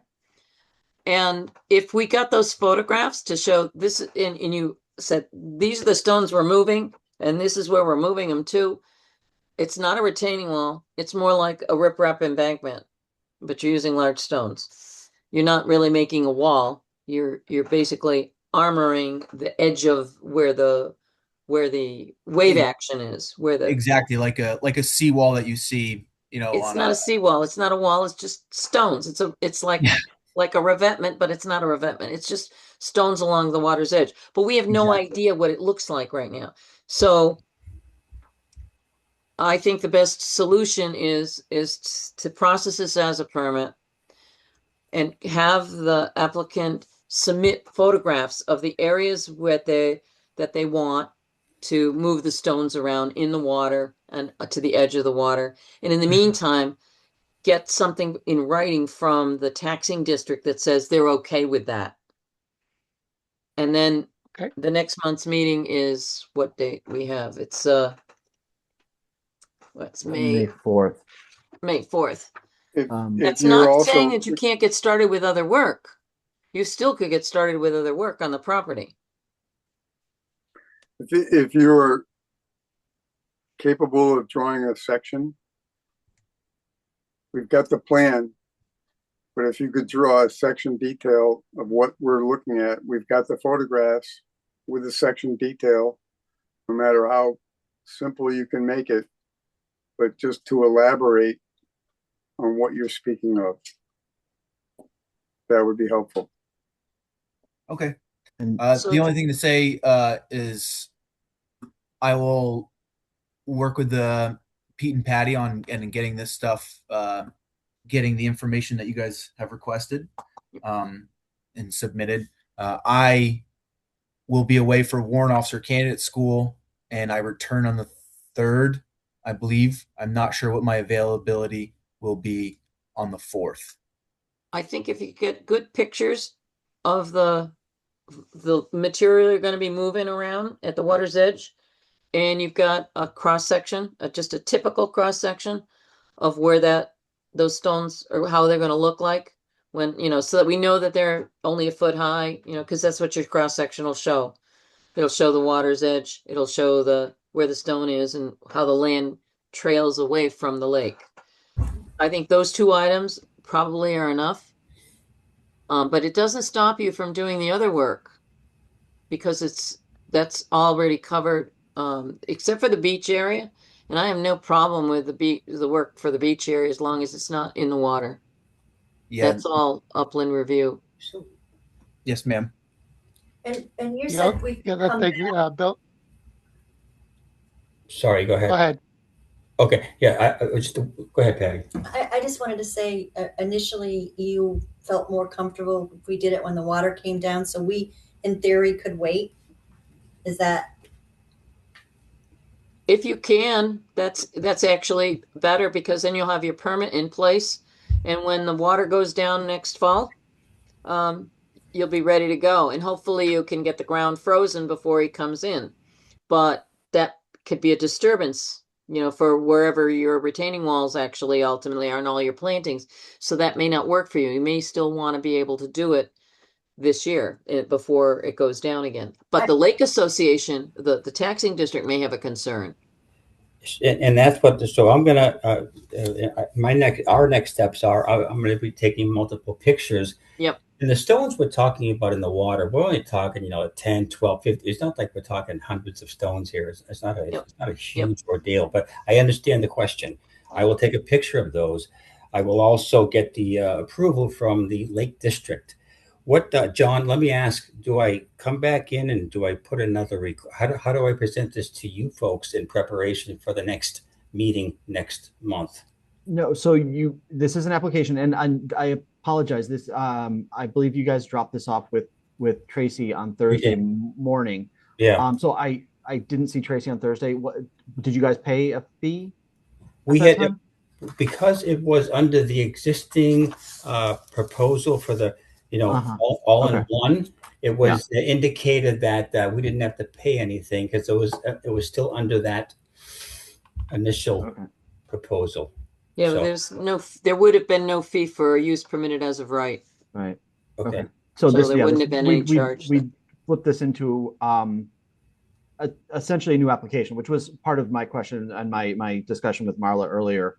That my understanding of the meeting in November was that there were 5 or 6 things requested, all but the beach was approved, and they sort of at the time asked you to come back with more information for the beach. Sure. Which is how I had seen this, is essentially sort of closing the loop on that. But as Marla points out, the stones hadn't been included with the prior application, so that element is new. So I would propose that. Well, I still think we could go either way. Call this a modification of the existing or a new application. It's sort of semantics to me, but yeah, I think we would receive this as an application and process it at the May meeting. And that's fine. And I'll come down, John, in the next week or so, give you some pictures and make sure that you feel that those represent the effort that we're trying to present to the board come next month. That's fine. You can also email them. You don't need to come down because we'll have to scan the pictures anyway. So we can go ahead, Marla. I'm sorry, John. I was going to say, take this application form that they submitted on April 2nd and give that a new number, just assign it to that form, because they did submit it. So because I don't want them submitting another form that has to be received at next meeting. I want this application form that was posted. As being the one that he signed for April 2nd, and assign that a number for April. I would assume that would be 04-01. Probably. 04-2601. No, that was what it would be, I would think. And that way we'll consider it received tonight with additional information coming. And then we can process it next month. What's that form, just for my purposes? I'm sorry, I'm going to write it down. No, it's the form you already submitted. Oh, fine. Oh, good. Okay. But you'll need to pay a fee. I'm just going to renumber it, and then we'll need a fee. Okay. You will need to pay the fee because we'll have to publish a legal notice when a decision is made. That's not a problem. And that's what the fee covers. Bill Verwinski, just of note that John's office hours are extremely limited, so might have to play a little phone tag to catch up with him if you want to meet up with him directly. And you can I also know John's a busy guy. I get it. Yeah. But again, you can email at any time. Yeah. Thank you.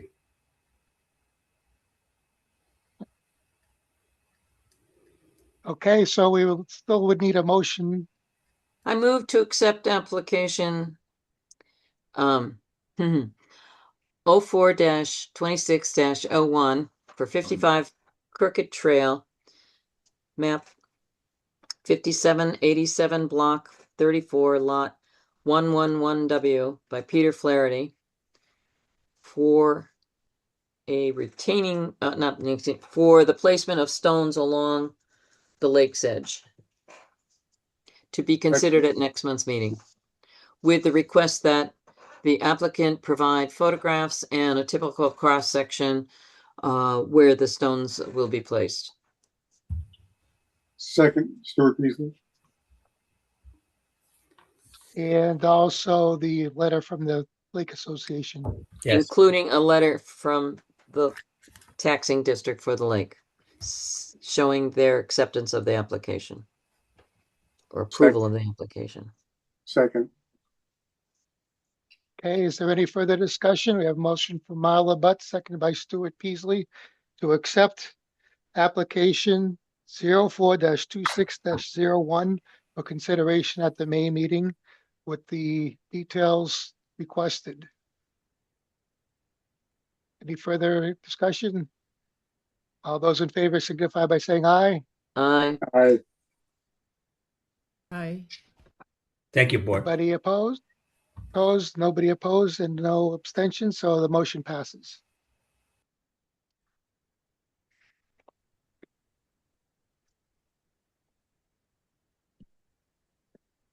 Okay, thank you. Moving on to application 03-26-01, 0 Route 198, map 5709, block 02, lot 03B, Livia Yao, accessory shed and plan review area. Not sure that I got the name right. I don't believe Miss Yao is with us. She just, I put on the screen the application. She has purchased a property on Route 198. It's basically the lot immediately south of the exit of Polbridge Road that we dealt with several months ago on an interior lot there. In this case, she is planning for some future development, a house site, maybe a farm. You can see the wetlands on the property. She is proposing right now, the only initial work is a small shed, which she's cited on the map here. 40 feet and 70 feet from the wetlands area. And again, it's a small shed on gravel. She's ultimately going to need a driveway to access the property, which is probably she's got to deal with state highway on that, but she'll obviously have to come back for that. But this is sort of the first step, just a small shed for some storage for agricultural supplies and etc. So I thought that this could be, a reasonable agent approval. Got a quick So question for you, John. Does Woodstock allow sheds when there is no primary residence on a lot? If it's a residential shed, no. She's described this as for, gardening and agricultural type stuff. So I'm, kind of squinting maybe a little bit and calling it agricultural accessory. But yeah, broadly speaking, we don't allow a accessory use without a primary use. But as So is she claiming an agricultural shed? I think that's what she said. She says build a shed, gravel foundation, etc. Going to finish the inside so we can store wool and other critter edible things. Yeah. What I don't know what that means. It might be just to keep things like rodents from getting at things. Right, exactly. Yeah. Is this the lot that we had the wetland crossing that we'd already approved? Yeah. I don't, if there's no zoning issue, I don't have a problem. Yeah. As a wetlands agent approval. I don't have at this point, I don't have a zoning concern. She's got a small field there. And when she does come in for her permit, she's going to have to identify who did the soils and when they did them. Because it looks like soils mapping. Yeah.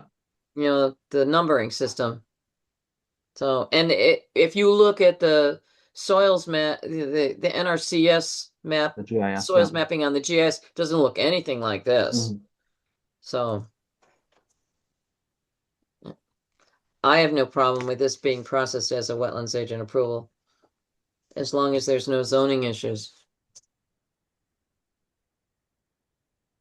I move that application 03-26-01, 0 Route 198, map 5709, 09, Block 02, Lot 03B by Livia Yell.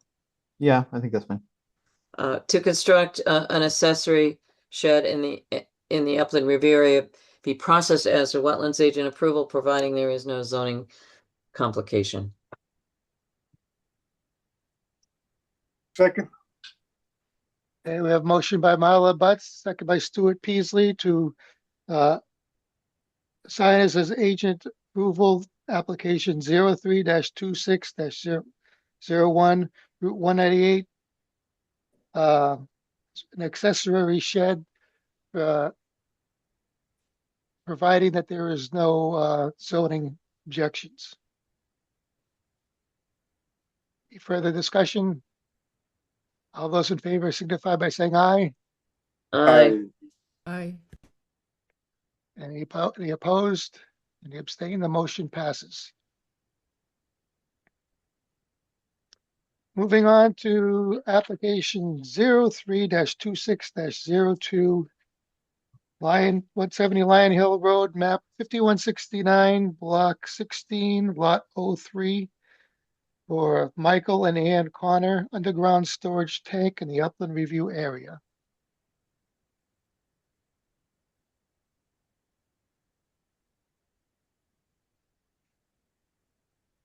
I don't know if there's anyone here representing that. Somebody, Jim, is that But you know, somewhat similar. This is a relatively minor structure being proposed in an upland review area. Yeah, accessory to the existing dwelling. My thought was this could likely be a agent approval as well. I agree. the only, Move that there's an application. inconsistency against the inconsistency on the setback. It says 30 feet on one drawing and it says 10 feet on a description. So I think the 30 feet is probably more typical.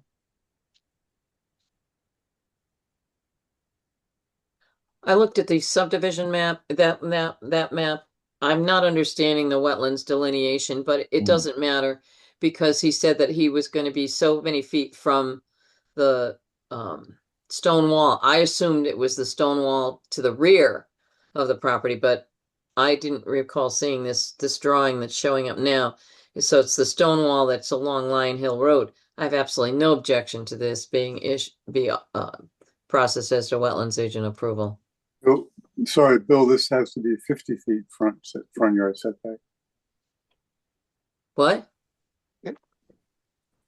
What'd you say, Stu? I think that the front yard setback has to be 50 feet.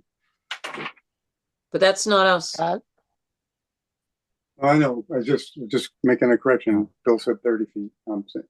Well, no, Just the indication is 30 feet on the map, not the required setback, but the indicated distance to the stone wall. Oh, it almost looked like a 5 because it's upside down. Yeah, so I'm reading on the additional documents. It says install a 500-gallon underground propane tank 4 foot into the original grade, 35 feet downhill to the road, 30 foot downhill from the leaching area, 10 feet off the property line by Lion Hill Road. So there's, to me, a little discrepancy between the drawing and the description. So It's not a subdivision, right? I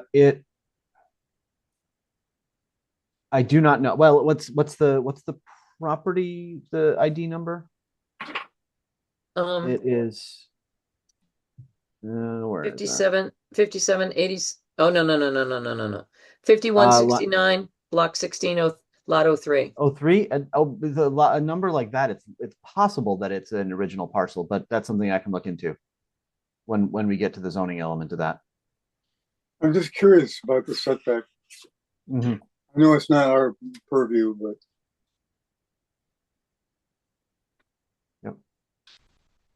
I move that application 03-26-02 170 Lion Hill Road map 5169, block 16, lot 03 by Macklin and Connor for an underground storage tank be processed as a wetlands agent approval.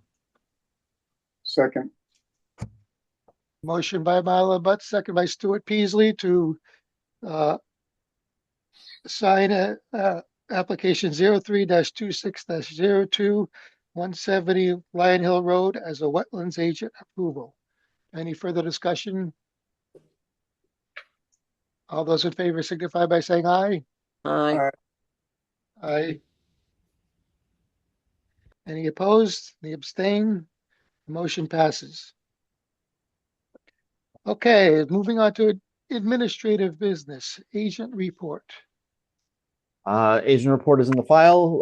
Not, much earth shattering. Obviously, the applications today, in which I noted in the report that I believe that could probably be handled by agent approval, and I appreciate that you folks agree. We're still working through some of the FAQs, and then the other relative to wetlands. The other thing I'd note is we're getting closer on the plan of conservation and development. And I believe we'll have a full draft for Planning and Zoning Commission review early May.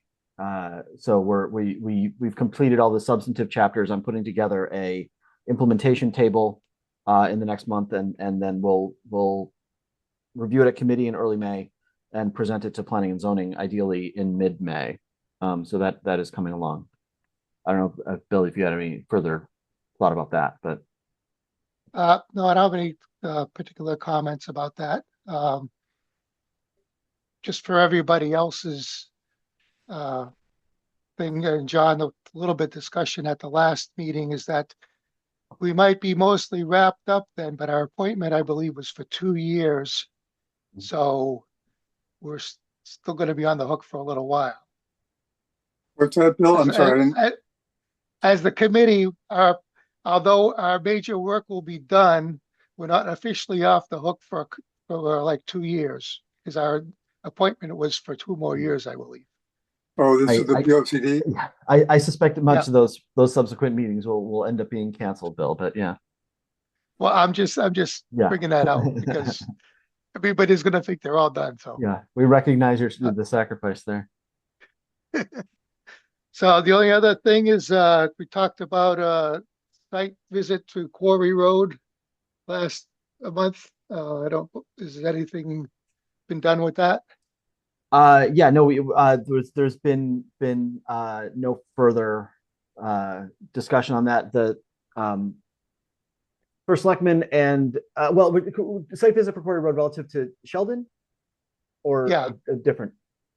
No, to Sheldon, because he created that little retention area. Yeah. And there's also the issue of the timber harvest that was not approved. Yeah, I have no further detail on that. I can go out. I need to meet with Brian in the next week or two. I can take some photos if you'd like. Yeah, I thought that Marla said she could go with you. Yep, I agree. I've offered to do that. Yep. I do have just a request of John. When I was out doing a drive-by on Route 171 to David Hell's properties, I happened to go by. There's a house under construction across from the intersection of County Road that had a permit 04-25-17. It's under construction now. I believe it was a wetlands agent approval, I think. I'm not sure. The name was Beausoleil. And I think it probably should get a site inspection. All right, corner of 171 and County Road. Yeah, it's across the street from the intersection of County Road. It's lot 06C.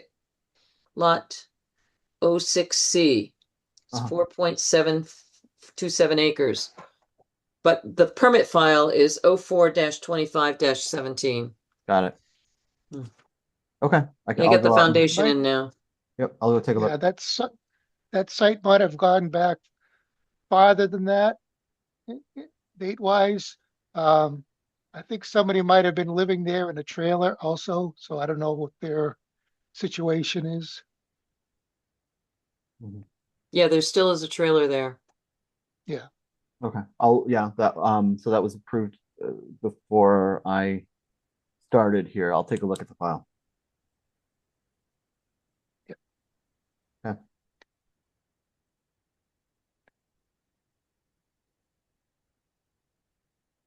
correspondence, if any. No correspondence on my part. Financial report. I haven't really looked at this in detail. I don't think we expended much of anything this month, so.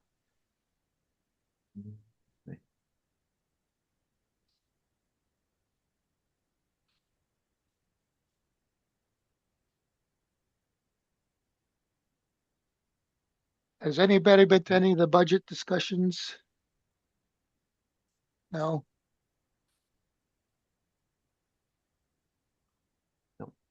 So you're more than halfway through the year. You're 2/3 through the year and that half of your budget. So, so I still could put in for my Kakiwik meeting that I went to. It's Sure. not Yeah, too go late to ahead. do that. No, absolutely. That was Okay. this fiscal year. That was the meeting that just happened, right? Yes, that was in Yeah. November. Yeah, absolutely.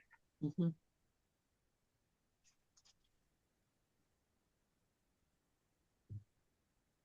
Okay, so we can move on past that. Is there any other? Well, we don't need to review the agency bylaws, I believe. Right. Those And were approved and have been put on the website. I apologize for leaving that on the agenda. So I'd like to talk about the Yeah. application forms very briefly. okay, John didn't have a chance to contact DEP to find out what they wanted to have on their reporting form. Because I was going to modify the forms to only put on what was absolutely necessary for the reporting form, take off some of the extraneous stuff that the current reporting form has. I haven't yet gotten in touch with them. So Yeah. that's going to be on hold. But I did submit to Stu and John a frequently asked question regarding why do I need to have my soils delineated? Why can't I use the GIS mapping? And so I don't know where the frequently asked questions sit right at this point in time. I was just wondering if they could give an update as to when they might have those done. I'm remiss in not being able, I didn't have time to respond to Grace's effort so far. Where we stand on that is I took a quick look, and what I'd like to suggest is that we take a step away from that. Because my first takeaway was that it was uh,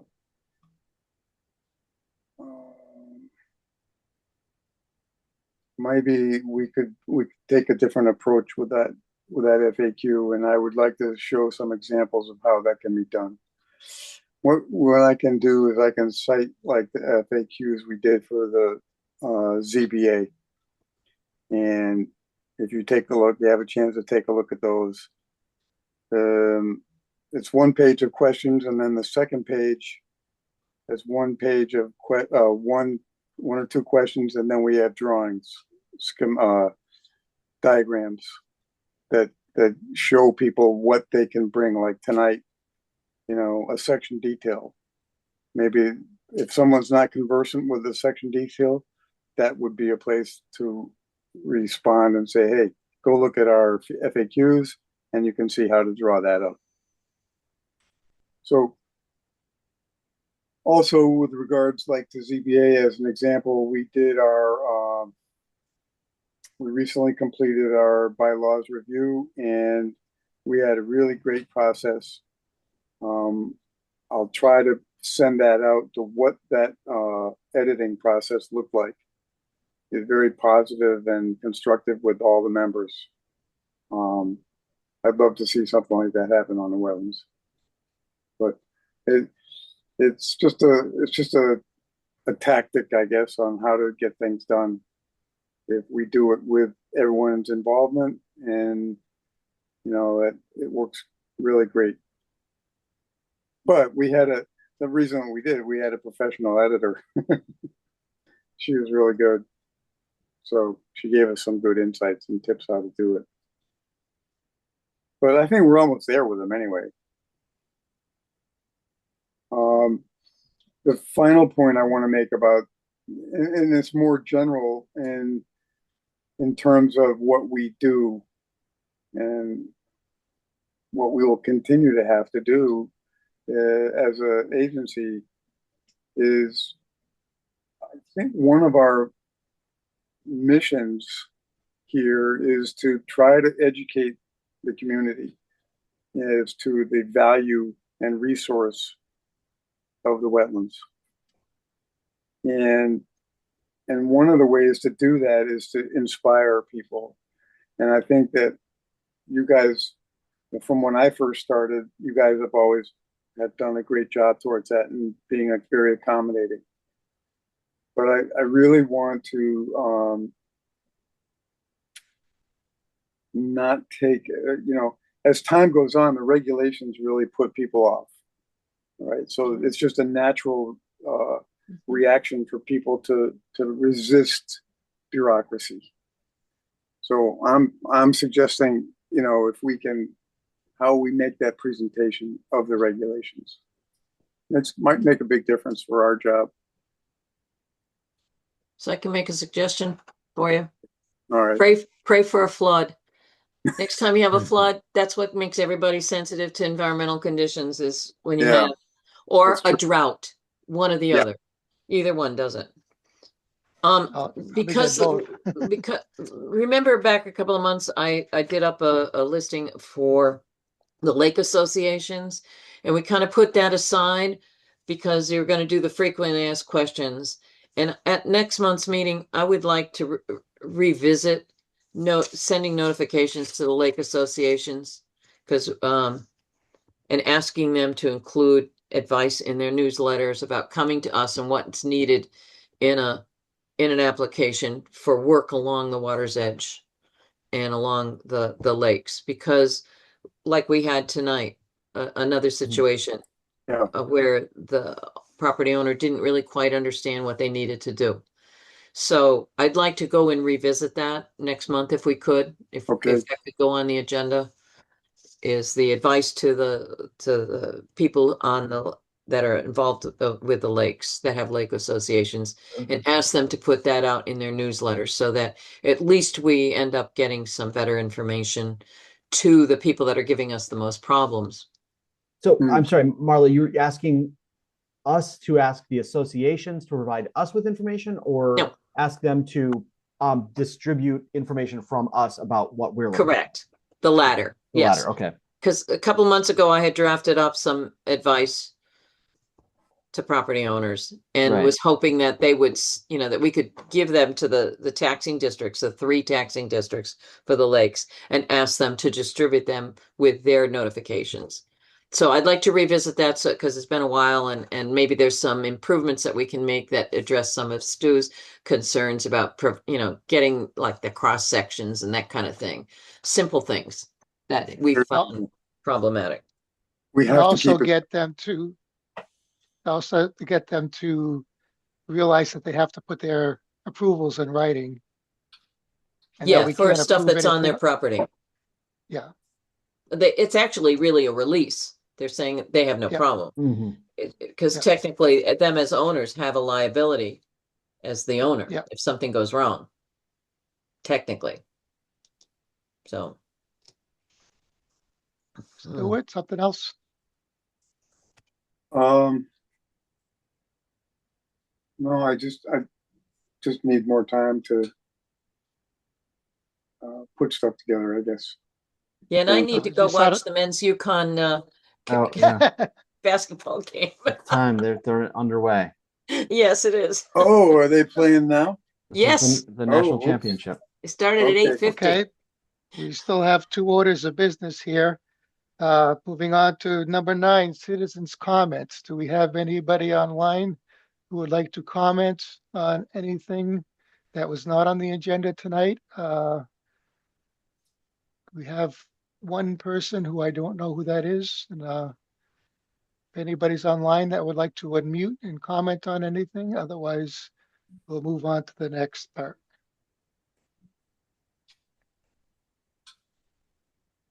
I move to adjourn. That's the next item. Second. Motion to adjourn by Marla Butts, second by Stuart Peasley. All those in favor signify by saying aye. Aye. Aye. I. Aye. The motion passes at 9:18 p.m. Thank you very much.